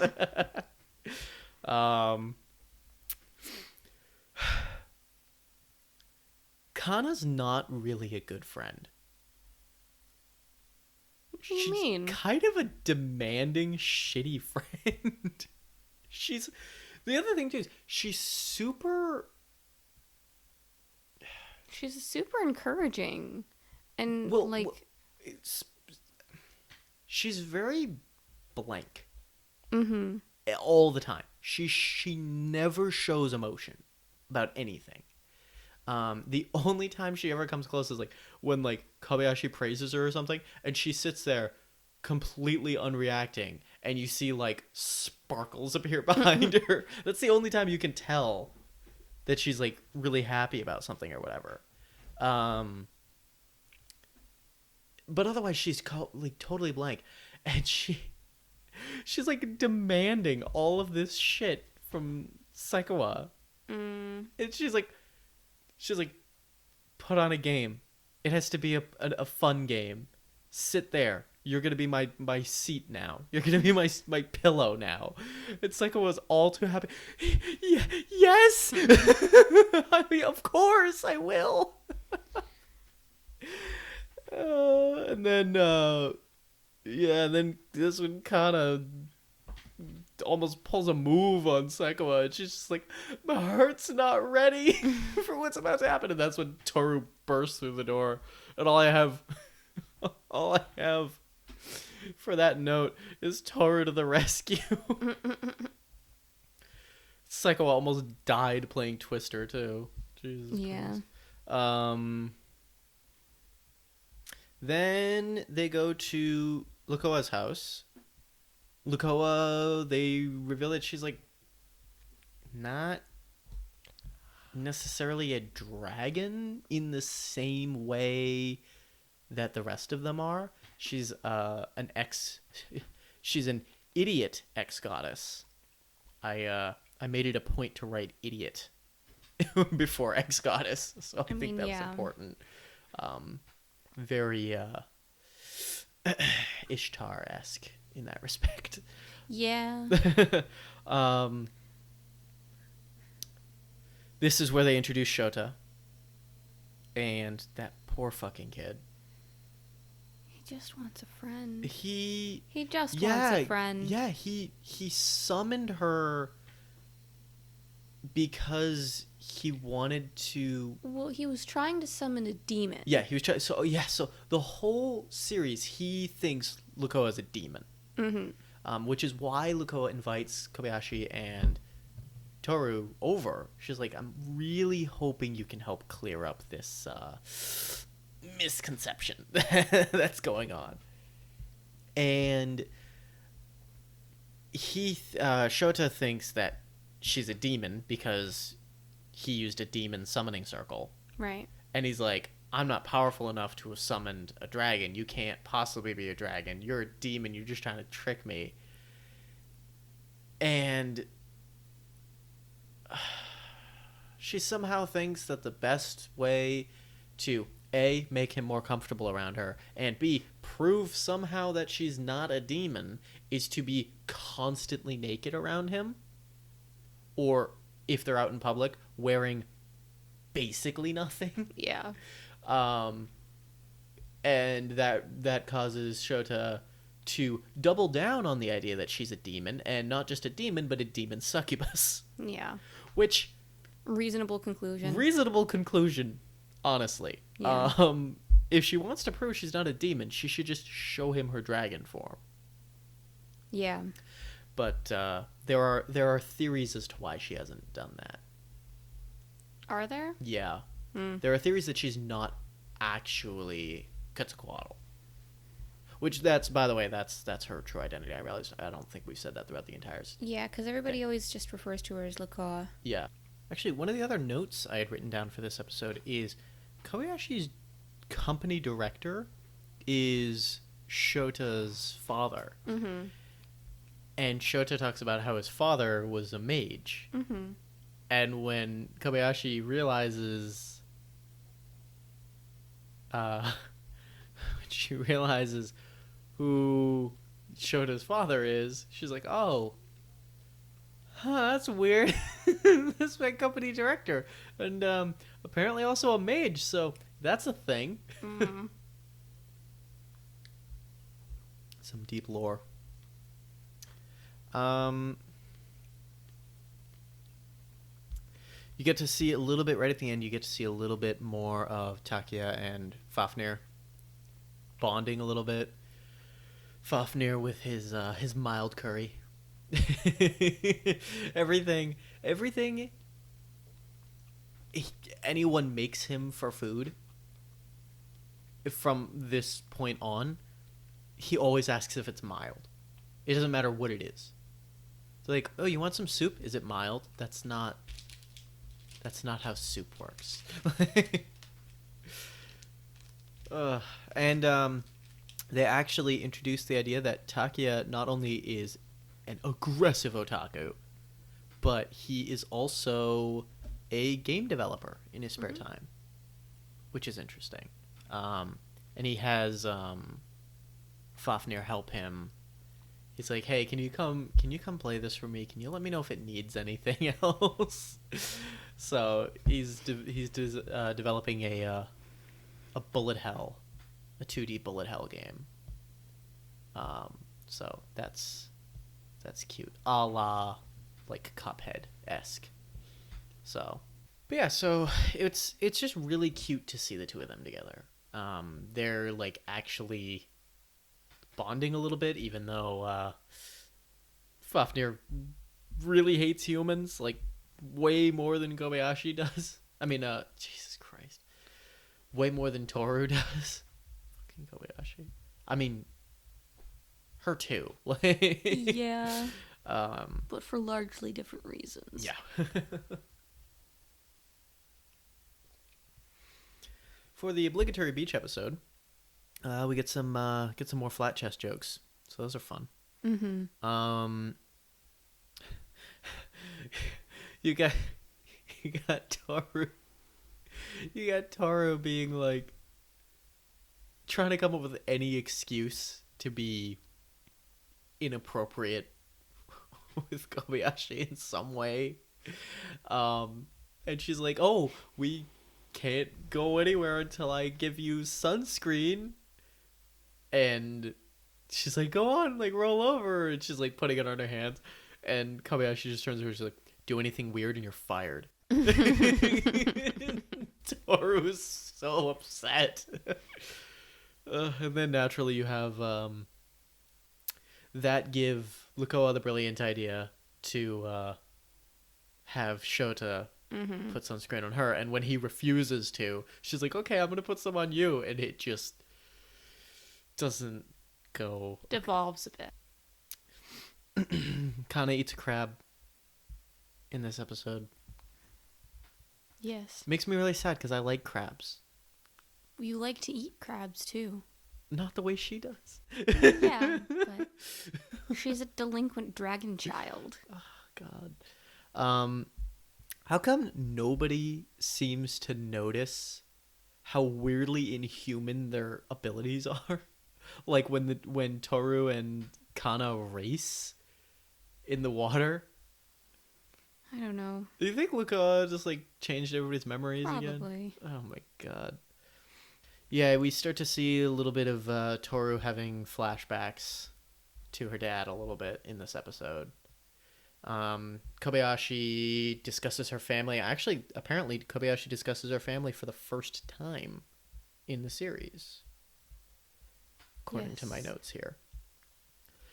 And then they decide to kind of get away from the beach for a little bit, and they ride Toru out into the ocean as a dragon, and Kobayashi's fishing off of her, which was really cute.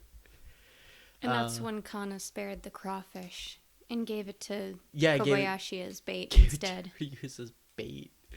At which point she caught a very tiny fish. Yeah, it was. Lost the fish and the crawfish. Yeah. Which was funny. Kobayashi also shares some more wisdom in this episode. I'm trying to remember which character. I want to say it was Toru was asking her, "When do you think we become adults?" And Kobayashi said, I don't think most people try to become adults. They just can't remain children any longer. So it's, there's just a lot of good lessons to take away from this. And I know it's just a cute comedy about gay dragons being real and appropriate, because they don't understand human courtship in any way. Because Toru looked it up on the internet, and y'all know what happens on the internet. Nothing good. Nothing good. This podcast happens on the internet, so nothing good. Yeah. Why am I like this? I don't know. So, I mean, but yeah, I don't think there's anything wrong with the little bits of philosophy that are in it, and like it's refreshing in a way, because it's like it's certainly a lot more overtly like allegorical, and like the lessons in it are certainly a lot more overt than they are in the other two shows that we watched. But I think really that's kind of a good thing. It's just a really good show. Then go back to the apartment.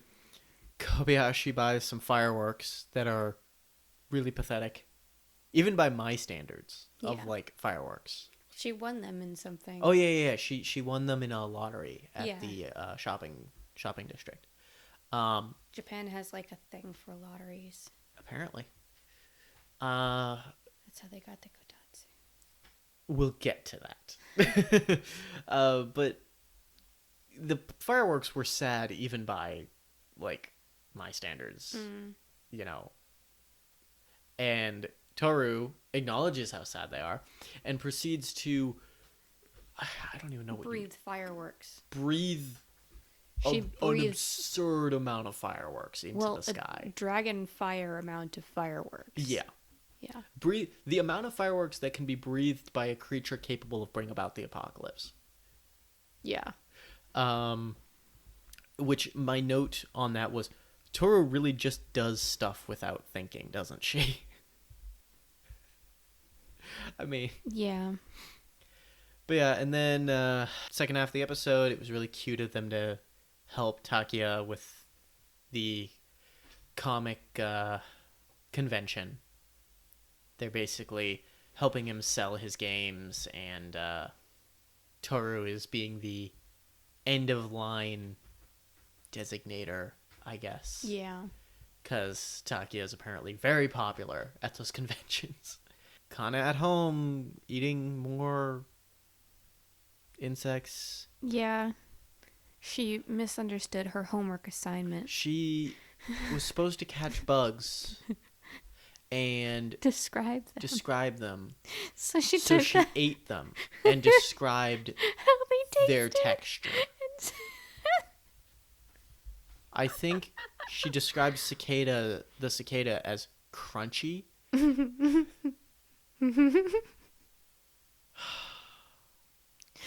Oh, I love her so much. But back to the comic convention, Fafnir was there and actually decided to make a comic series of his own. Uh, that was filled with actual curses and how to inflict them. Yeah. Which they didn't find out until the end. Yeah, they get there, but fortunately he didn't sell a single comic. So that's good.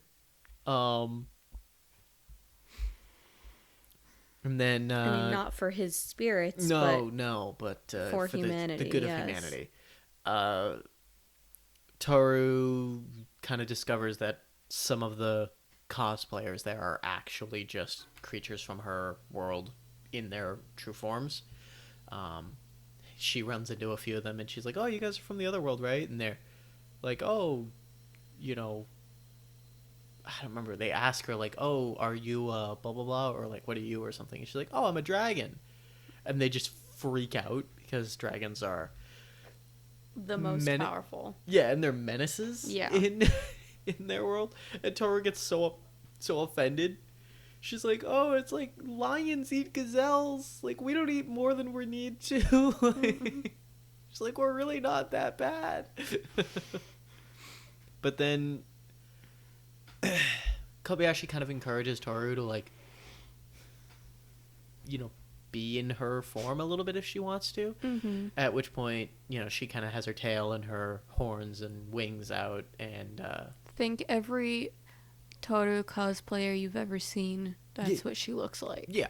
In that scene. And a bunch of photographers show up thinking that she's a cosplayer again. Mm-hmm. And they all start taking pictures of her. And, like, she's really happy. And, like, it was cute. It was really cute. Then Kanna's got a summer project that she's working on. Do you remember what the prompt was and what that resulted in? I don't remember what the prompt was, but Study something you find interesting. No, that was what Kobayashi told her to do. Oh. I don't know what the prompt was. Yeah, it was basically like she had to study something. Yeah. She had to write a paper on something. Mm-hmm. And Kobayashi and Kanna's like, "I don't know what to do." And Kobayashi's like, "Oh, just study something you find interesting." So Kanna decided to study Kobayashi. Kobayashi had lain down on the couch to take a nap, and all of a sudden Kanna's climbing all over her with a freaking magnifying glass. Stupid. And then she's like, "What are you doing?" And Kanna's like, "Studying you." She's like, "Okay." Episode 8 with the lunchbox, the bento contest. So, basically, Kanna says that she's going on a field trip. Kobayashi's like, oh, I'll make you a bento. I'll make you a lunchbox. And Toru's like, oh, don't worry about it, Kobayashi. I'll handle it. And Kobayashi's like, no, I can do it. It's fine. And Toru's like, oh, no, I'm a better cook. I'll take care of it. And Kobayashi's finally like, oh, yeah? You think you're ready to usurp the head of the household? I gotta put you in your place, basically. And, so naturally this turns into a battle. And they get the judges, they get, Lukoa,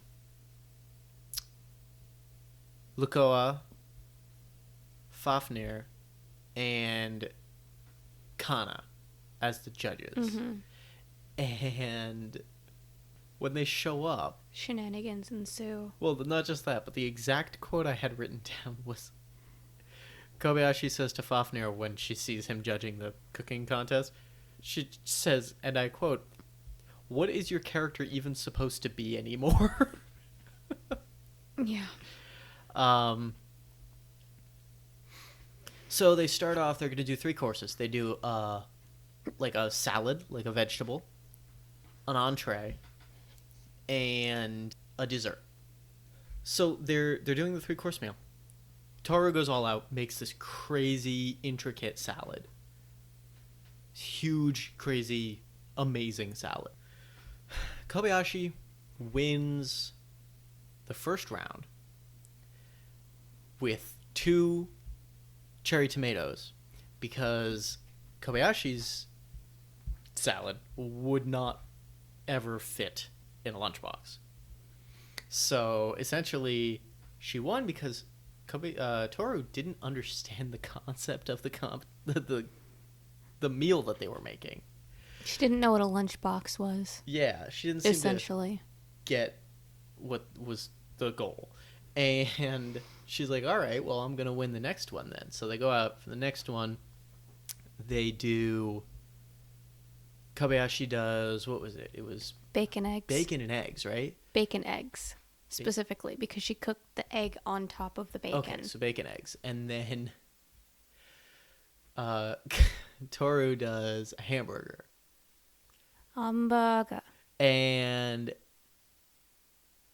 they give it to Toru for that one. And Kobayashi's like, oh, but what? And then Kanna's like, hamburger's better. And Kobayashi's like, but you love bacon eggs. And Kanna's like, hamburger's better. And they're just like, oh, I used to always beg my parents to make me bacon eggs for lunch. And then they're going out to make the dessert dish. And Lukoa stops Kobayashi. And she's like, oh, it's unusual for you guys to... Oh, no. It was right after they came back.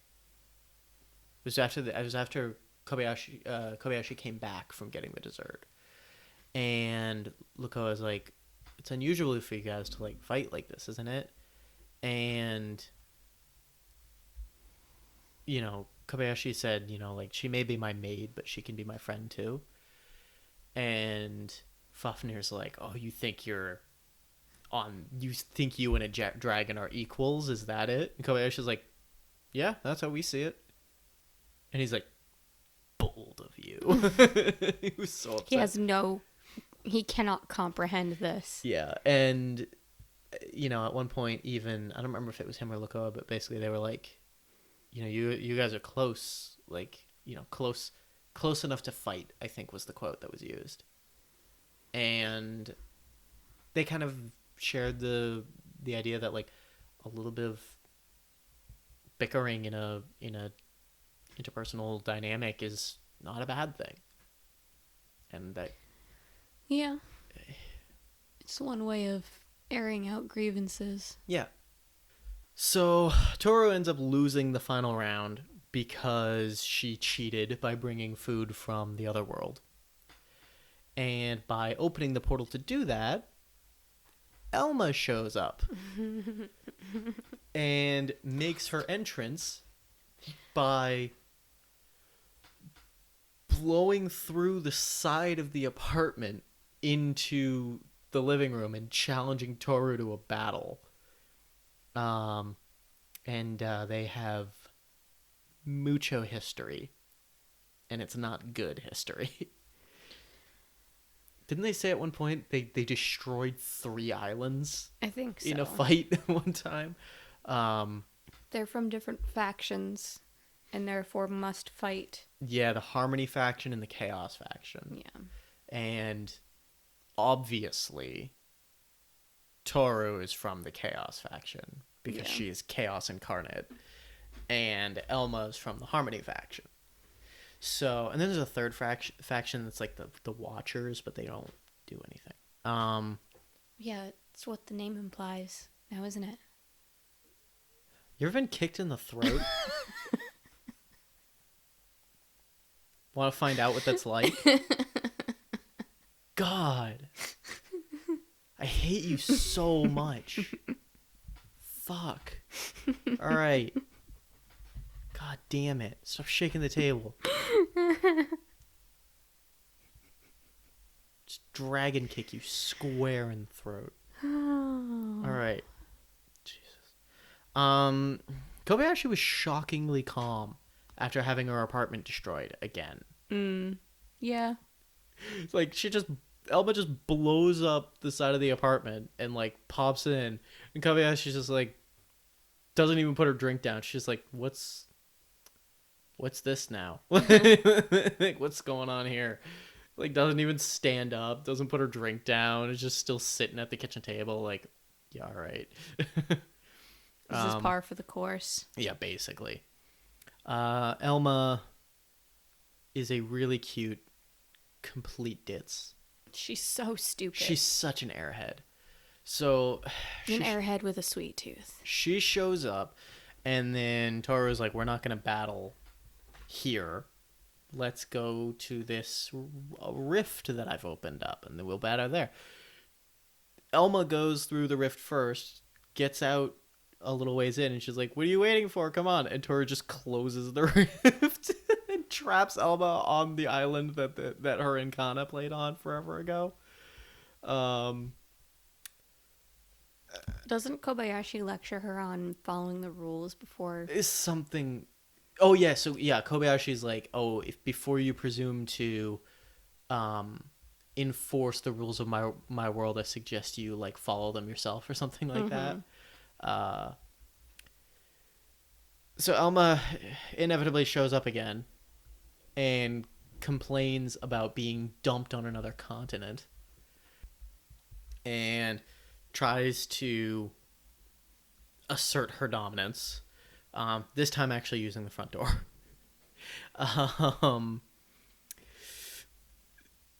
But she has a really hard time having anybody take her seriously because her stomach won't stop growling. Because she's refused to eat since she crossed over into the world. Because she says she can't interfere with the world. So basically, Kobayashi's like,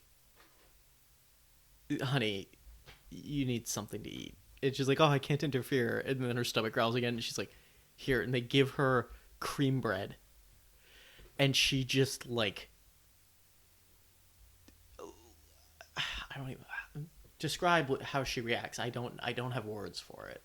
I don't... It's like... It was like a spiritual awakening.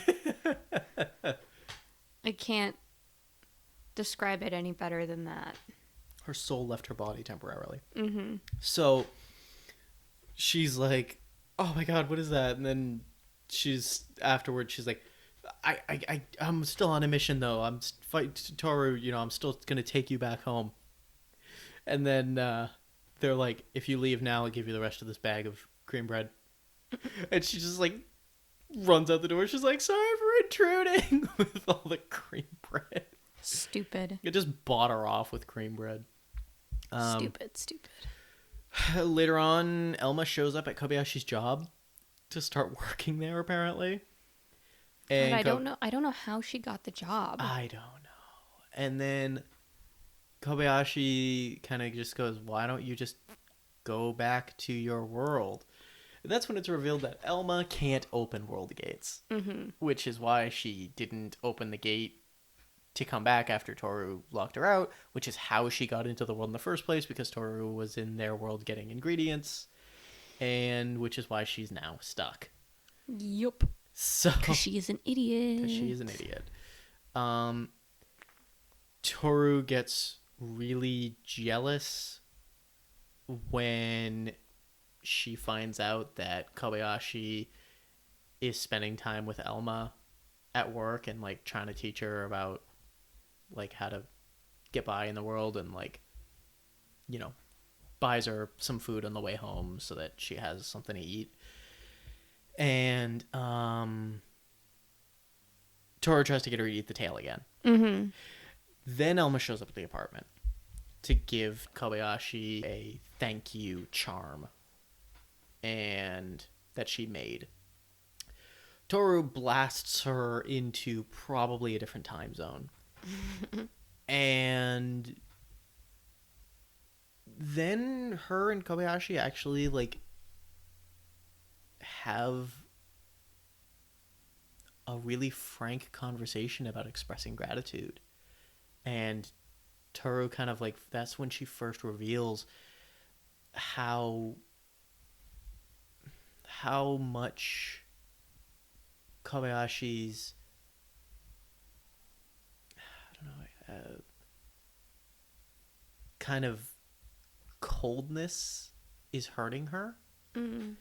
And you know, she's like, you know, you're cruel to me, like, you know, I need lots of praise, like, you know, I know I'm really needy, I know I'm like, I constantly need acknowledgement, but like, you're cruel, like, you don't give me anything. I need something from time to time. I need acknowledgement.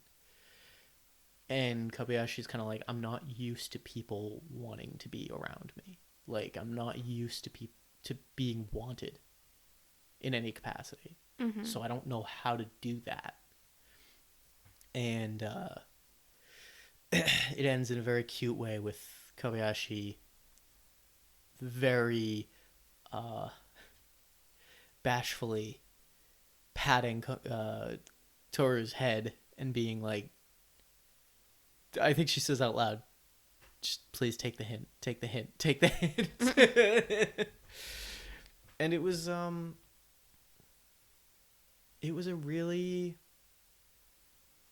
good scene because, you know, I think sometimes when you spend a lot of time with somebody that you're really close with, you can sometimes forget to express to them how much they mean to you. Mm-hmm. And I've known this with numerous friendships and other relationships that I've been in terms of just like, I don't want to say you start taking the person for granted, but like, You can just say me, it's fine. well, it's you and it's others too. But no, with you do that to me, you pain in the ass. Yeah, that's what I meant. I tell you what you mean to me. That's what I thought you meant. Because you're always outward with your... With you, I haven't always been so good about that in the past. And I'm still fucking up from time to time. Well, but aren't we all? You know, I think it's an important thing to understand. Like, you gotta remember to tell the people that are important to you that they matter. You know, express to people that like you value them. Because as we see later in the show, they might not be around forever. Mm. So, start of episode 9. I can just go through the entirety of episode 9. Episode 9 was really simple. It was the sports episode. The sports festival. Mm. Basically, Kanna wants Kobayashi to come to her sports festival. Kobayashi's saying that she can't because of work. And, you know, her work commitment. And, you know, Kanna very much sees, you see especially pertinent in this episode how much Kanna views Kobayashi as a mother. Mm-hmm. And Toru, at some point in the episode, even talks to Kobayashi about Kanna's home life and how her parents really weren't there for her. And that's what ultimately led to her getting kicked out of the other world and exiled in the world that they're in now. So, Kobayashi, you know, Kanna goes and spies on Kobayashi at work with the invisibility spell, basically. Presence concealment. Yes.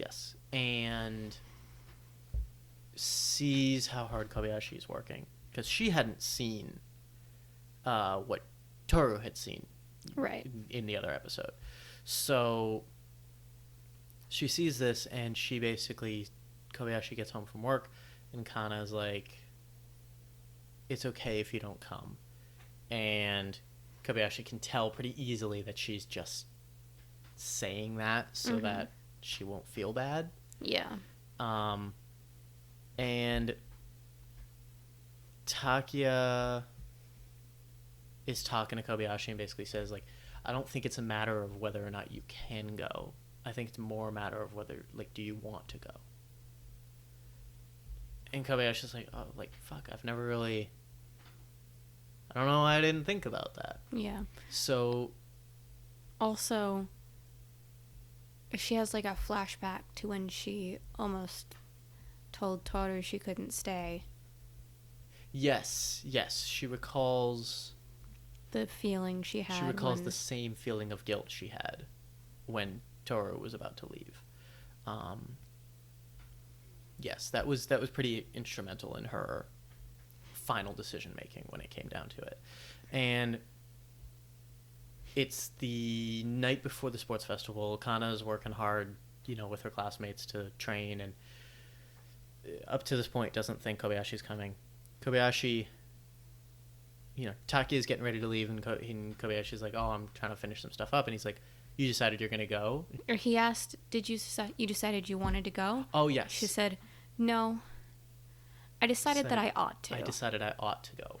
So he stays late, and he basically says, all right, I'll stay late and help you, but drinks are on you next time. Which, given how much the two of them drink, that's got to be like a big commitment. Yeah. And then Kobayashi gets home and tells Kanna she can come, which obviously causes her to light up. You get to see Elma being an idiot in, like, one scene. Mm-hmm. Choosing between ice cream flavors, if I remember correctly. Yes, I believe that's what it was. Stupid.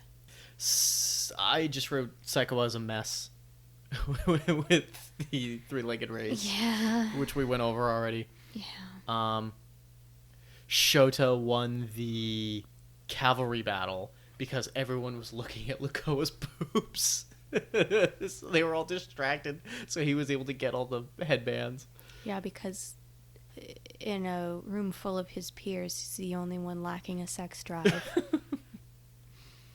In the relay race, Saikawa is second to last for her team, and Kanna's last. And Saikawa's fast, and she's working really hard to, like, do her best. Yeah. And she's running around the track, and she drops the baton, which puts her behind everybody else. Mm-hmm. And she picks it up, she gets to Kanna, and she's like, I'm sorry, blah, blah, blah. Kanna's like, proceeds to beat everybody because she's a fucking dragon. So at the end of the race, Saikawa feels really shitty for dropping the baton, feels like she let everybody down, and everyone else is, like, congratulating Kanna. Mm-hmm. And she's, like, starting to walk away. And she's crying, and Kanna goes and licks her face to get her to feel better. I don't know. I think it was intentionally supposed to just get her attention. I have no idea. Kanna's a fucking weirdo. Well, hang on. Kanna gives Saikawa a lot of, like, good words of encouragement. All right. Which is why I got so upset when you said she was a bad friend. She's not. She's super supportive and encouraging. She told Saikawa that they only won because she closed the gap as much as she did. Yes. Even though that wasn't true because she could have beaten it anyway, but within the constraints of remaining somewhat human. Believably human, at least. Yeah. She probably shouldn't have gone much faster. True. Yeah, that's true. She did. She was very. She did cheer her up quite a bit, which was good. Episode 10, they go to put on the show. It was a mistake to ask them to put on the show. Toru was asked to put on the show, and she recruited all of the most hopeless people to help. Read The Other Dragons. Yep. It gets pointed out that Elma's apparently useless at work during crunch time because she still barely knows how to type. So they're going to put on a play. It should have been a disaster because the dragons don't know anything. Yeah, so they decide they're going to combine a bunch... 8 different legends. A bunch of different stories into one. And it seems like it's going to be just a complete clusterfuck. They eventually wind up having Elma direct it. They introduce... It's the matchstick girl, the little matchstick girl.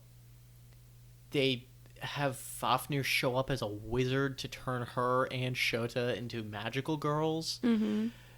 And defeat Toru. Defeat all of the evil in the world is what it was. Who's represented by Toru. Mm-hmm. And then Lukoa shows up as a fairy godmother wearing basically nothing. And the retirees fucking loved it.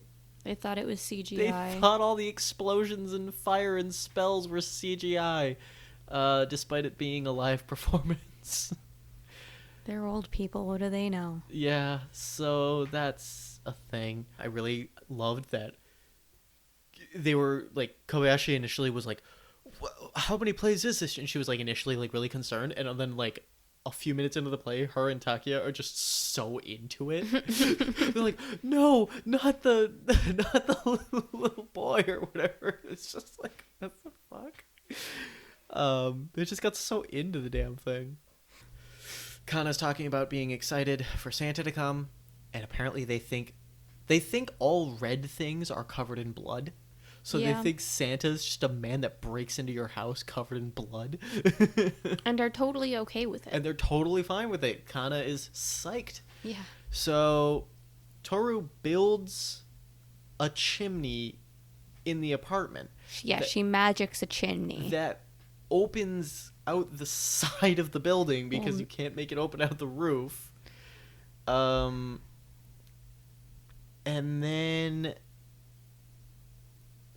then puts up large neon signs to talk about good girl Kanna being there.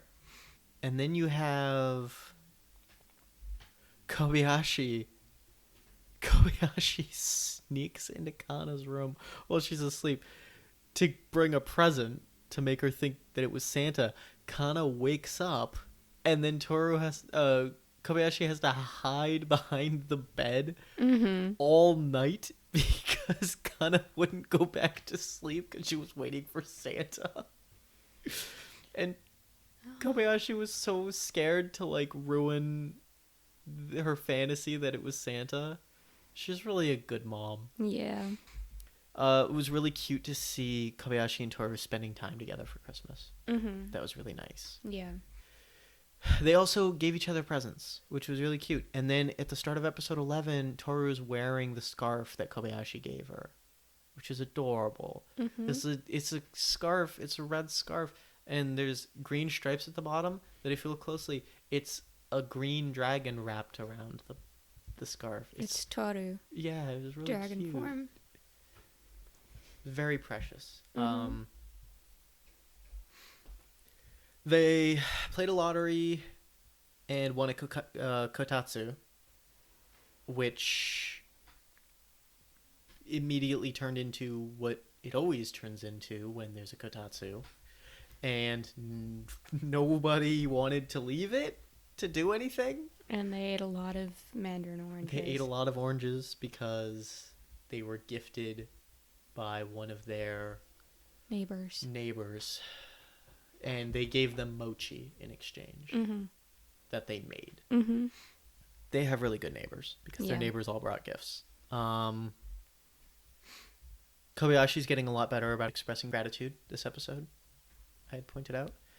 Kanna wants Kobayashi to help her put the kimono on. They visit the shrine. Saikawa is gay. The whole group is really, really cute together. Shota is very stubborn. I'm trying to remember what he was stubborn about specifically in this episode.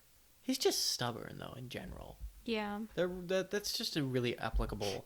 it was something about, like, oh, what are you going to wish for? And he's like, oh, I don't want to wish for anything because, like, I want to acquire everything I acquire on my own or something like that. Which is a sentiment he's had, basically, since we met him.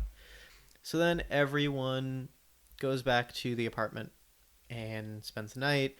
Toru, again, tries to sneak tail meat into Kobayashi's meal. Everyone slept except Fafnir, who doesn't sleep and just spent the whole night playing video games. Yeah, it's weird that the other dragons sleep, but he doesn't. Yeah. I think it's got to do with his superiority complex. Probably. I wrote down that they're just a really nice family together. Yeah. And I've said that before, but I wanted to point it out again. Because, like, it stuck out to me again this episode. Kobayashi's mother calls. And you kind of get to learn a little bit more about that dynamic. I guess they sent... Kobayashi said this was the first time they sent Christmas cards. Or holiday cards. Because she never had a family before. Mm.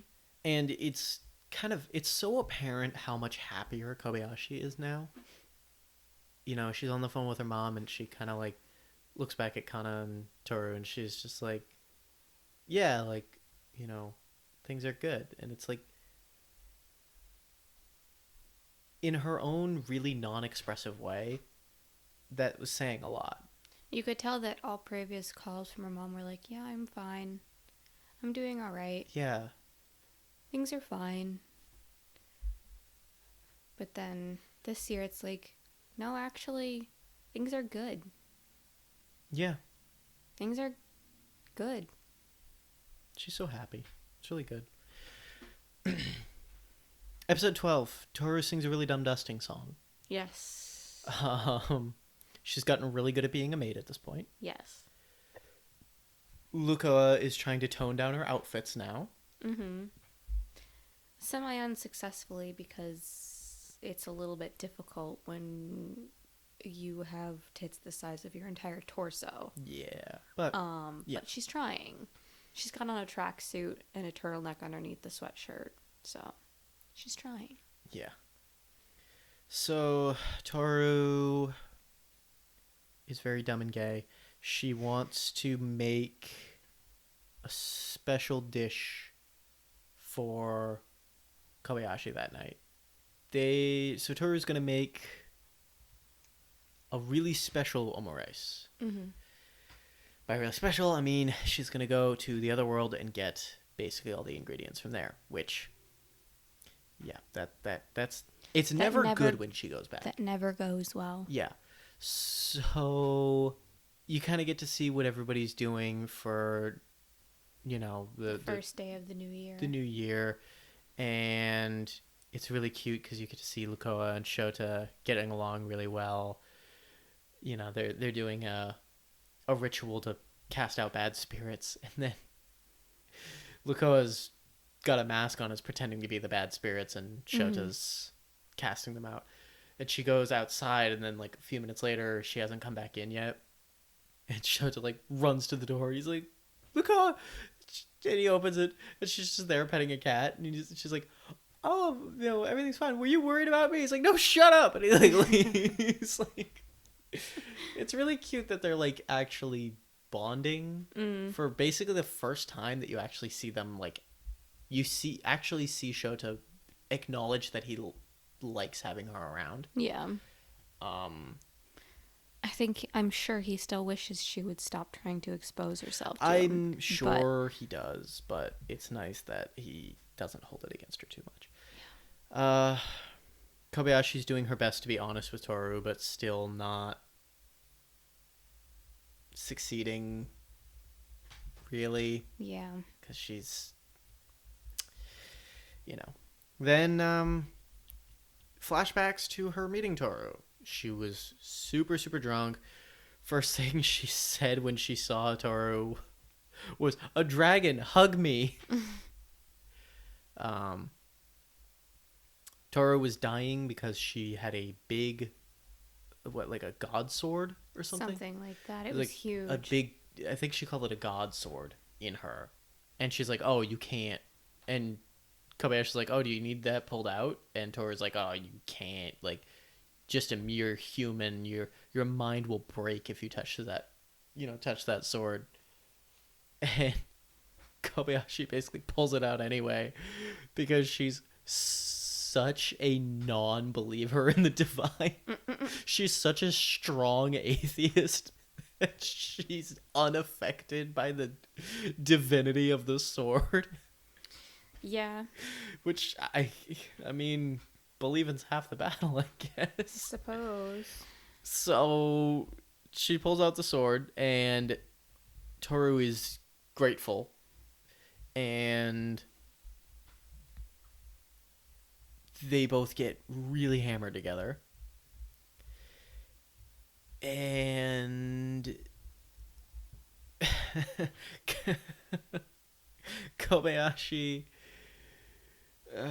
like, you have to when you see this, you have to forgive Toru a little bit for being so aggressively forward physically, because basically one of the first things Kobayashi does when she sees Toru's human form is demand that she allow her to fondle her tits. Word for word.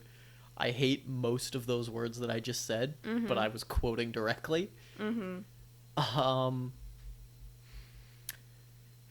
So then the two of them are really drunk. Kobayashi starts drunkenly ranting about maids, which is how Toru got the idea to show up in a maid in her head in the first place. Well, no, Kobayashi asks her to come back and be her maid. Well, yeah. And then she goes on a whole tirade about maids. You get to see her basically say, "Hey, Well, I didn't write this down, but I probably should have. Kobayashi takes a moment while she's drunk with Toru, and they're like, after they're done like laughing about dumb shit, and there's kind of like this pregnant pause where Kobayashi kind of is like, "Why am I alone?" And you can kind of tell him that, like, she doesn't want to be the way she is. Yeah. She didn't want to be that way. Yeah. It just happened.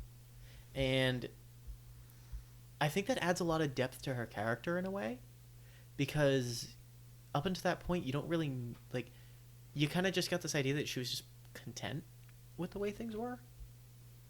And this is the first indicator that you get that, like, she wasn't. Yeah.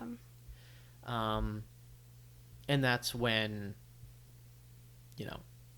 she says, "Come live with me," and starts ranting about maids.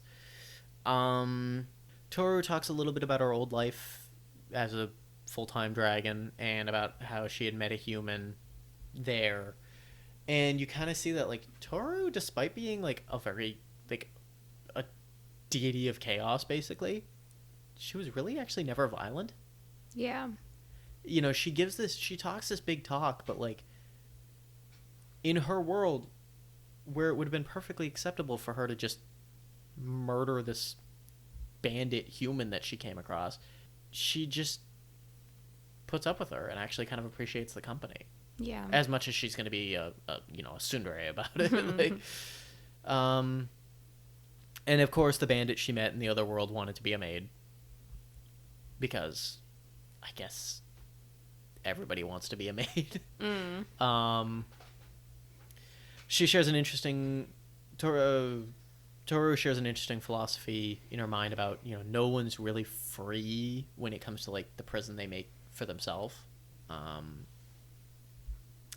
And the bandits, like, servitude wouldn't be bad if it was a choice type thing. Like, I would volunteer... I would pick choosing to be a slave over being forced to be a bandit. Which, yeah, I think it's a valid philosophy to say, basically, that, like, any choice is better than no choice. And then the bandit did wind up becoming a maid, which is cute. Yes. As we find out, but Toru had no idea about. Then, the end of the episode, Toru's father appears. You get to see a little bit, in the following episode, you get to see a little bit about Toru's dragon form manifesting as kind of like her own doubt, her own self-doubt, and her fear when contemplating Kobayashi's mortality. Because she doesn't have to come to terms with her mortality. She has to come to terms with Kobayashi's because, like, she's going to outlive Kobayashi 100 times over. Yeah.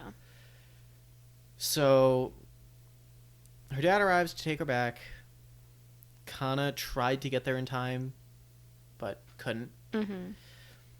And then she has to be the one to break the news to Kobayashi that Toru's not coming back.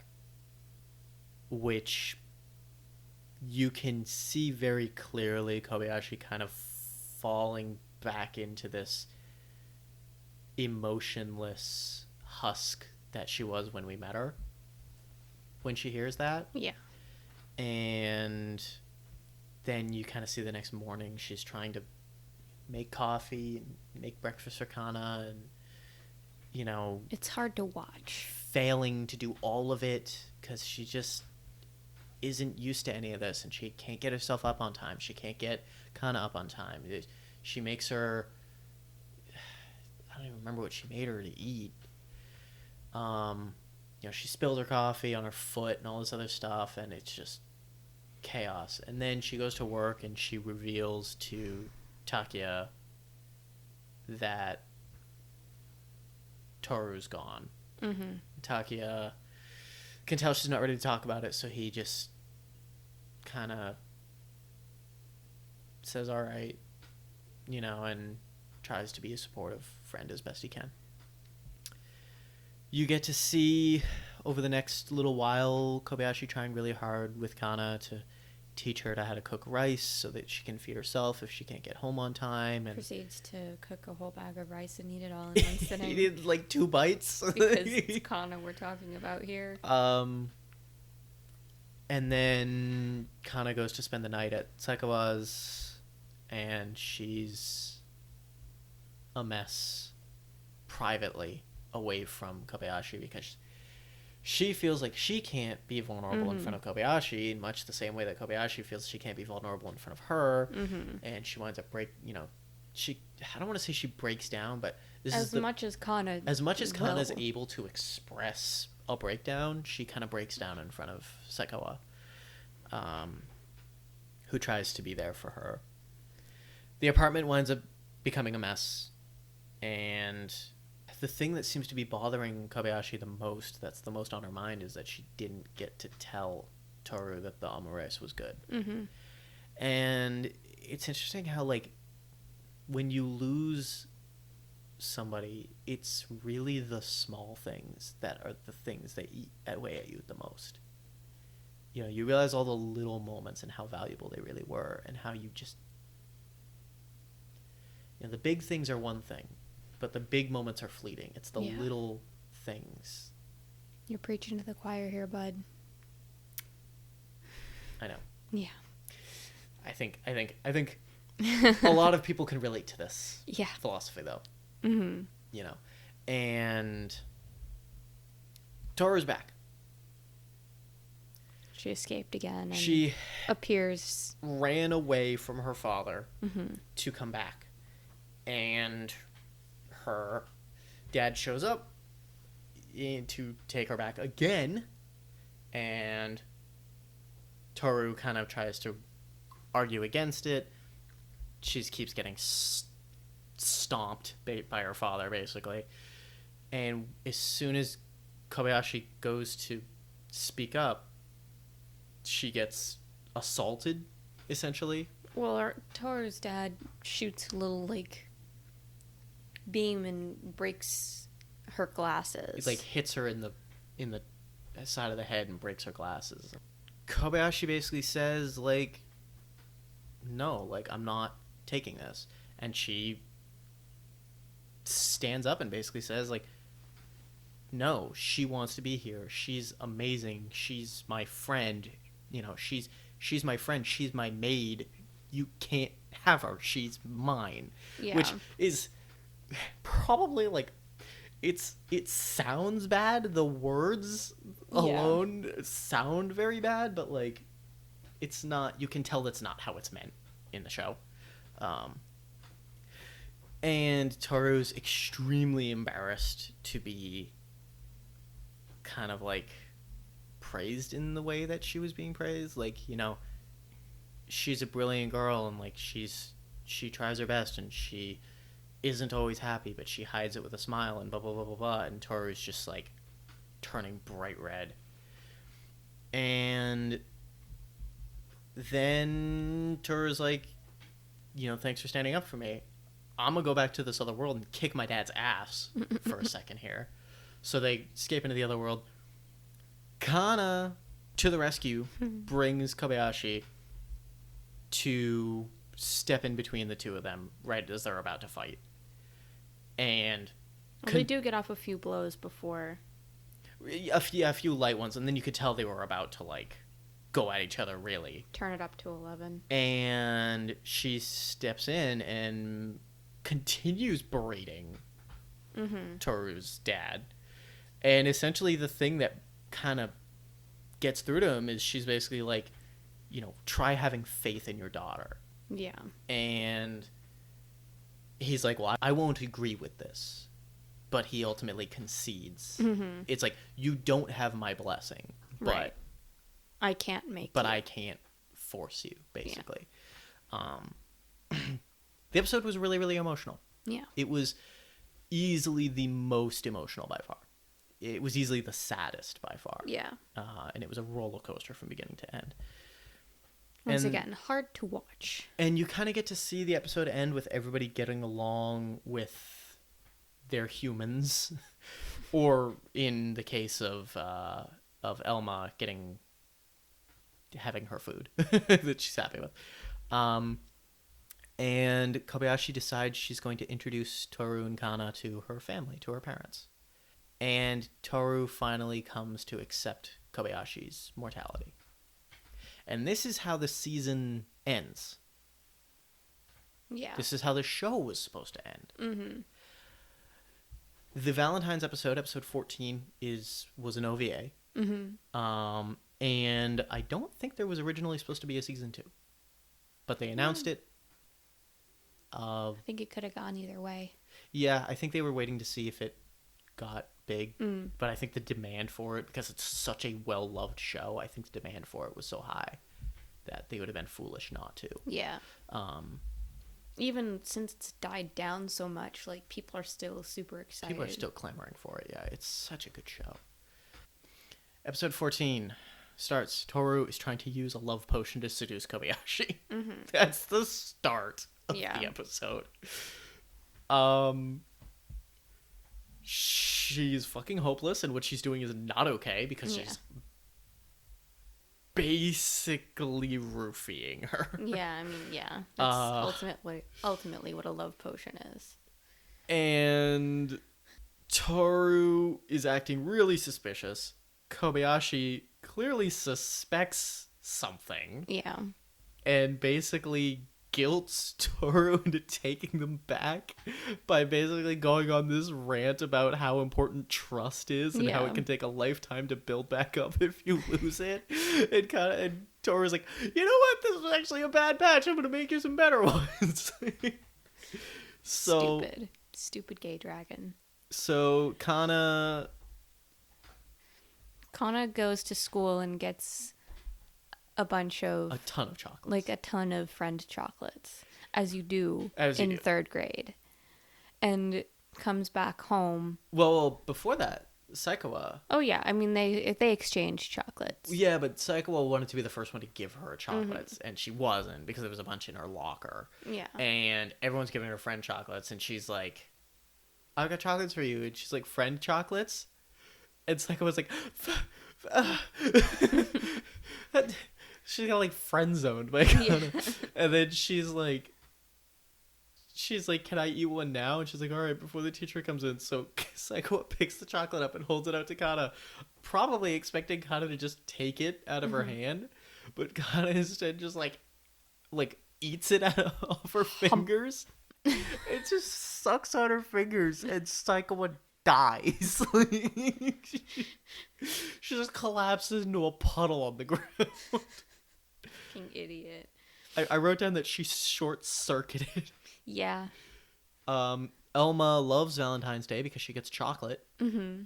And then Kobayashi gets a ton of chocolate because she's so helpful around the office, which makes Elma very jealous. Mm-hmm. And then Elma gets home and she tries to... She's got all the fixins to make chocolate. She's like, I want to make chocolates and give them to my friends. And then she ends up just eating all of the ingredients. She manages to make one chocolate ball. Mm-hmm. And then eats and it. then eats it. She's useless. Because it was like the size of an M&M. So, Kanna and then gets home from school. Kanna gets home from school, is determined to finish all of her chocolate. She does. Because she's a chub. Because she's a child. And a chub. And a little bit of a chub. And proceeds to want more. So she goes rummaging and finds the tainted chocolate, eats it. Doesn't react because she's a dragon. And then Kobayashi gets home. And I swear... Here's that they're friend chocolates. Yes. She's like, oh, friend chocolates, okay. And then Kanna offers her some. Right. Of the tainted chocolate yes. that Toru had made. Yes. So Kobayashi takes a bite, feels real weird, and goes, oh, fuck. Because she realizes, she goes, where did you get this chocolate? And Kanna's like, oh, I found it over there under the sink. And Kobayashi's like, oh, shit. And Kanna starts climbing on her to be like, are you okay? Are you sick? And Kobayashi's like, this is bad. I'm not okay. I need to lock myself in my bedroom before I do something untoward to this child. So she locks herself in the bedroom to, like, sweat it out. Mm-hmm. Toru gets home and, you know, Kobayashi's trying to sleep off the effects, basically. And Toru goes into Kobayashi's room, and Kobayashi's like, come here, sit on the bed, do it.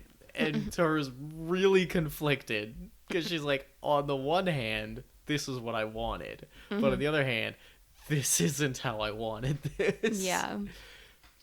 And as soon as she sits on the bed, Kobayashi immediately just lays into her about her maid outfit, because I guess the love potion was really just really strong alcohol. No, it was other chocolates that she'd eaten previously. There was, like, some chocolates actually have alcohol in them. No, I understand that. But... And she had gotten a package of those from a coworker, and she'd eaten those before eating Toru's chocolate. And the effects, like, the effect of the alcohol canceled out the love potion. Okay. She was really drunk. So, basically just wound up ranting about Toru's outfit not being correct. Mm-hmm. And then passed out. And nothing happened. Um, and then Takia basically has a bunch of tickets for everybody to go to a hot spring together. So they do that, and it was cute. And Toru is still low-key trying to seduce Kobayashi, but using non-magic this time. The right way. Yeah. Um, Which gets her a lot further. yeah. Takia talks a bit with Fafnir about forging a community and how he's like a part of it, and like that's why he invited everybody, because he's trying to like strengthen the bonds that they share. And like I think he uses the word community, but like I really think family is a lot more applicable. Yeah. You know, and I think he's short selling it when he says community. Well, I don't think he wanted to freak Fafnir out. Yeah, true. Also, Fafnir's still not totally On board with this whole thing. Okay, so Shota wanted the little he saw this little sword keychain. Yeah, the little keychain. And everyone walked over while he was looking at it, and Luca was like, "Oh, do you want me to buy that for you? I'll buy that for you." And he's obviously prideful, so he's like, "No, shut up, I was just looking."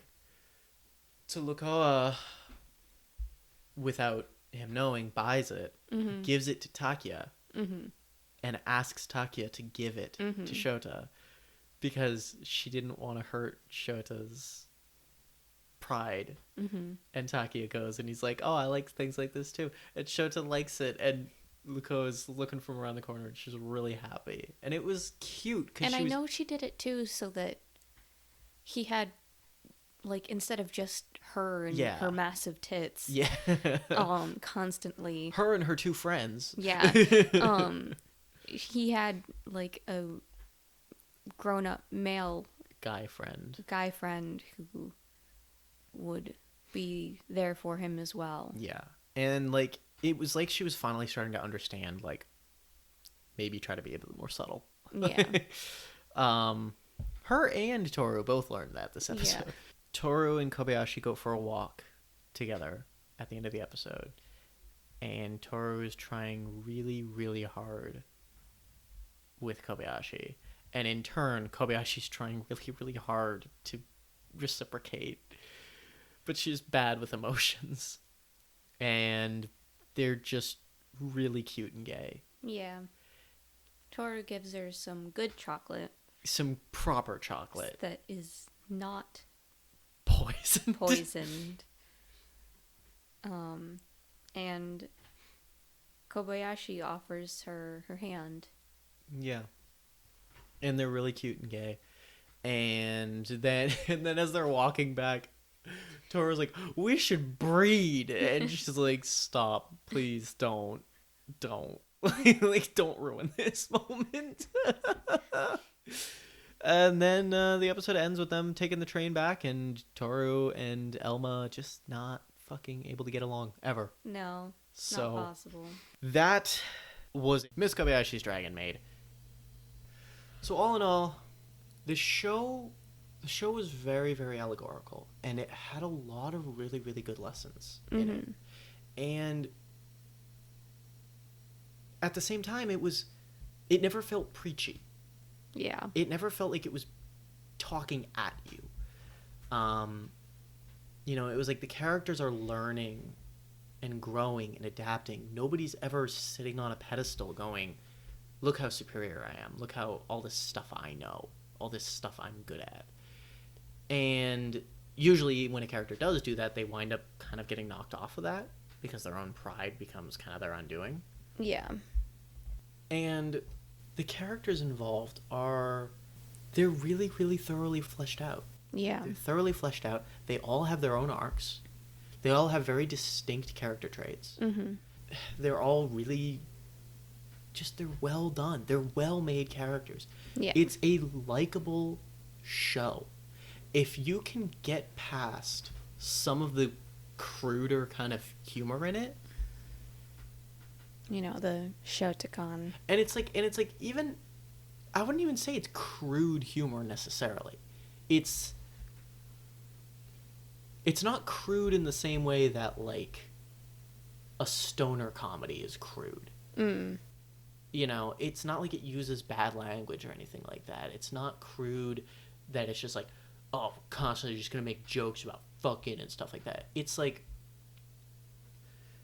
they're the types of jokes that are in it, the ones that are like maybe not everybody's taste, are, even the way they're done, are fairly innocent. Yeah. You know? I mean, it's mostly just, like, chalked up to dragons don't understand human culture. Yeah. So it's never intentional. Yeah. It's never intentionally offensive. And it's never played for like these are good things. You know what I mean? It's like the scenes with Lukoa and Shota, and Lukoa being clearly inappropriate around him. It's never played to be like this is a good thing. It's like, oh my god, she's so dumb. Yeah. And like, holy crap, this poor kid. Yeah. This poor freaking kid. Just leave him alone. Just let him go through puberty in peace. Yeah, exactly. And if you let him go through puberty in peace, maybe he'll come around to you eventually. Yeah. And there's you know, I've heard arguments that there's some problematic implications with the Psycho Kanna situation. Despite them both mutually being affectionate for one another. Mm-hmm.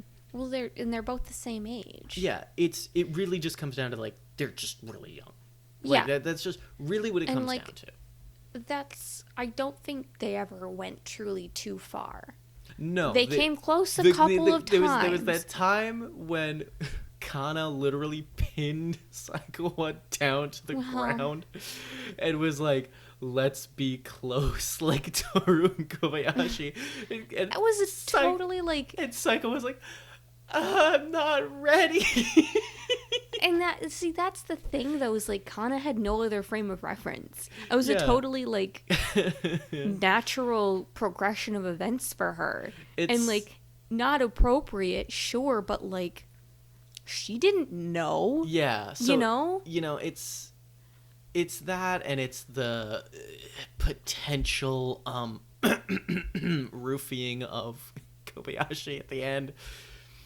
And like, yeah, I mean, and ultimately, like, she didn't do anything. Yeah, and it's like, to be respectful, because she realized what she was doing was wrong. Yeah, and the show has some elements to it that could be seen as somewhat crude or in bad taste.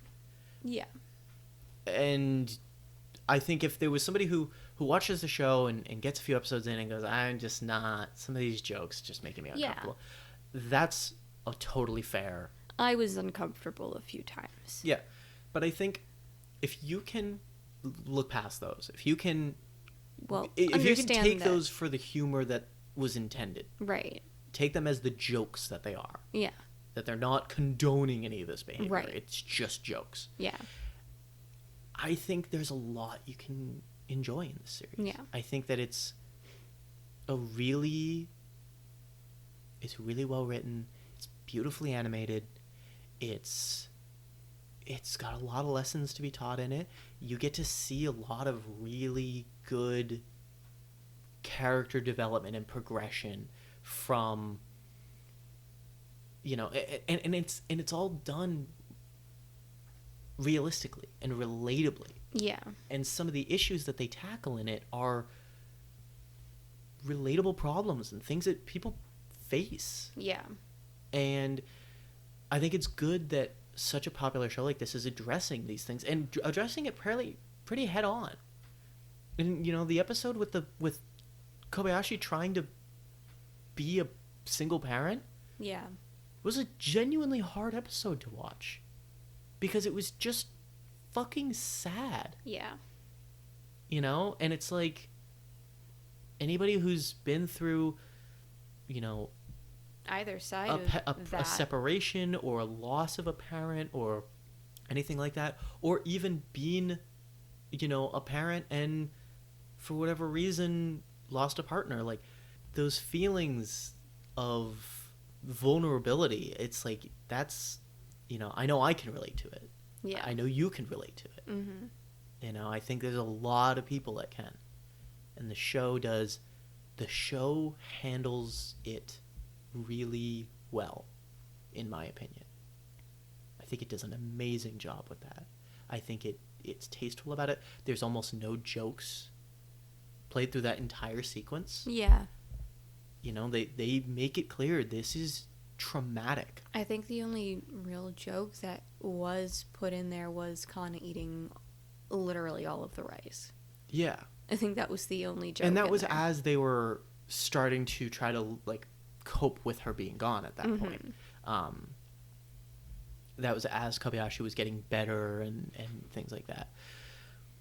Is it a bit cliche? Certainly. I've seen it a lot in Western media before, but the fact that they put it in this kind of comedy, and they handled it so delicately. Yeah. They handle a lot of this stuff really, really well, in a way that's a lot better than you would expect from your standard run-of-the-mill comedy. Yeah. Especially like what could arguably be called a kids comedy. Mm-hmm. Almost. Yeah, as I said, arguably. I mean, I don't know that I think a kid could enjoy watching this show. Yeah. I think a lot of the jokes would go over their head. Yeah. But that's fine. That's most cartoons. Yeah. True. So, I mean, this show really kind of has something for everybody. Who would you recommend this to? Mm-hmm. Most people, unless you're, like, super sensitive about, like, I don't know, humor in general. Yeah, kinda? if you have a hard time with controversial jokes. Yes, yeah. But not like somewhat really controversial bad comedy. ones. Like, I mean, we have described in pretty good detail what's like, involved. If you've gotten to this point and are like, those jokes sound a little too far for my taste, then, like, don't watch it. No biggie. But I mean, otherwise, I think you got a good point. Like, I think it's a good show. Everybody can really enjoy this. Yeah. I mean, unless you're, like, super into, like, super action-y shows and you never watch anything else, yeah, I don't think you probably if would you want to. don't like comedies at all. Yeah. Or even like dramedies.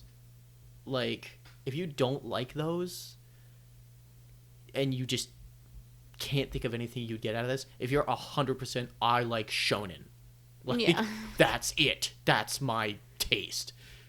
You might want to, like, sit this one out. Think about your choices. You might want to think about your life choices. But, like, sit this one out. But or maybe give it a shot. Yeah, I mean, give it a shot. Surprised, you might enjoy it, but it's,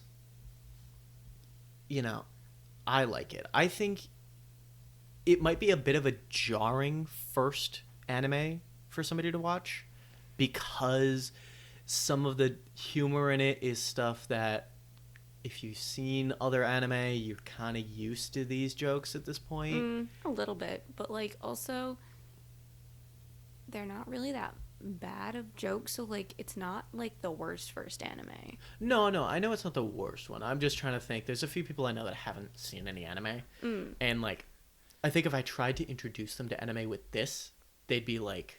I think I figured it out. Yeah. If you are willingly and excitedly watching your first anime, this is good. If you are on the fence at all about anime, save this for a couple shows in. Save this for once you understand Japanese culture a little bit better. Yeah. Maybe save it for that. Yeah. Some of these jokes aren't as questionable in Japanese culture as they are in Western culture. I think if you are willing to be able to look past that kind of stuff, or if you're used to that, if you've seen other animes, I think give it a shot, man. It's worth watching. It's a really, I've talked to a few people that are like, oh, I don't know if I really want to watch that. And it's like, you watch anime. Like, you'll like this. It's just fluffy. You'll like this. It's entertaining. It's good. It makes you laugh and feel good.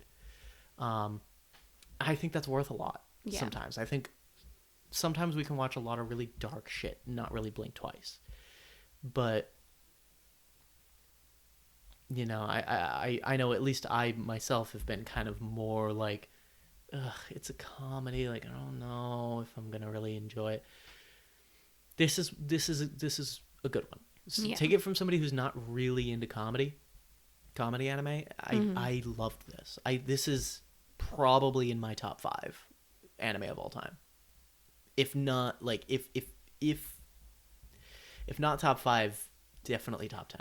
It's definitely in the top 10 for me. So. I don't think it's top 5, but you and I have differing tastes, Yeah. So that makes sense. I mean, as far as that goes, it's a good show. It's a solid show. It's a solid show. I'm super excited for the next season whenever it comes out. I'm going to be watching it. If I have the opportunity to watch it simulcast, I'm doing that. Because it's just so good. So cute. So, we've finally reached the end of this review. Trying to figure out the best way to discuss these shows, the best way to review them, and give enough information without giving too much information. It's a really delicate balance. It's a tightrope. Yeah. So next week, I will be getting together with a different co-host and doing the review. We'll actually, this weekend, we will be getting together to record 2 episodes. We'll be recording one we review bonus episode, essentially discussing my other co-hosts' introduction to anime, similar to the our bonus episode that we done last week, and the intro episode that Leslie and I had done for our first episode of Weeb Reviews. In addition to that, we'll also be doing our review episode of Demon Slayer. So I believe you can find Demon Slayer on Crunchyroll, Funimation, YouTube TV, Verve, Hulu. I think basically pretty much everything but Netflix. So shouldn't be too hard to find for the most part. I'm about halfway through, enjoying it so far. Gonna have a lot to say about it. I'm sure my co-host next week is gonna have plenty to say about it as well. So looking forward to getting those 2 episodes done. Probably going to be releasing the first episode as the Weeb Hour episode. Probably going to be releasing that over the weekend. And then I'll probably be releasing the following episode, the actual review, the next weekend. Just to help us catch up a little bit, get kind of control of our release schedule by a little bit, give us a little bit of extra time to watch and record the next review. So, yeah, my brain hasn't been working very well lately, so I've been holding up the works a tiny bit. Sorry about that. Yeah, it's just been tough to find the time and motivation to have both of us sit down, watch it, sit down to record it. Plus, like I said, still getting the hang of doing these actual reviews and trying to find a good way to format them and things like that, and have not been successful thus far. So, I don't know what the final length of this finalized episode is going to be, but we've been recording for 4 hours again. I'm gonna have to do a lot of chopping to get this down to a reasonable length. It's a little tough to review upwards of 5 hours of content in a podcast format. Yeah, I mean, I think we might just have to reevaluate how long these episodes are going to be. I don't necessarily have a huge issue with the episodes being, 2 hours, 2 hours and 15. I was kind of anticipating a length, something like that. I don't want them to be 4 hours. Well, no. So this is going to have to get fixed. Whatever, we're going to have to find a way to go through these and talk about the episodes, talk about what happens, talk about major beats in a much more organized way going forward. And that probably means that's basically just going to fall on my shoulders because I'm going to be the one conducting every review. Yeah, So, I mean, yeah. But, so, yeah, I mean, bear with us for this this learning curve. And look forward to the Weeb Hour episode this weekend. And I'm looking forward to it. It should be an interesting one. And then look forward to Demon Slayer next weekend. I might actually listen to that one. I don't listen to the ones I'm on because I hate the sound of my recorded voice. Yeah. So, yeah. So we'll see how that goes, and just be patient with us, guys. We're still so new to this, so. But with that said, I think it's time we shut this down. So, any last words? I want to go to bed. I want to go to bed also. I'll go to bed. Yeah, me too. Alrighty, thanks for listening, guys. I really hope this isn't a 3-hour-long recording when I'm done with it. You better trim out more than that. Kick your ass. I'll do my best. So, alrighty.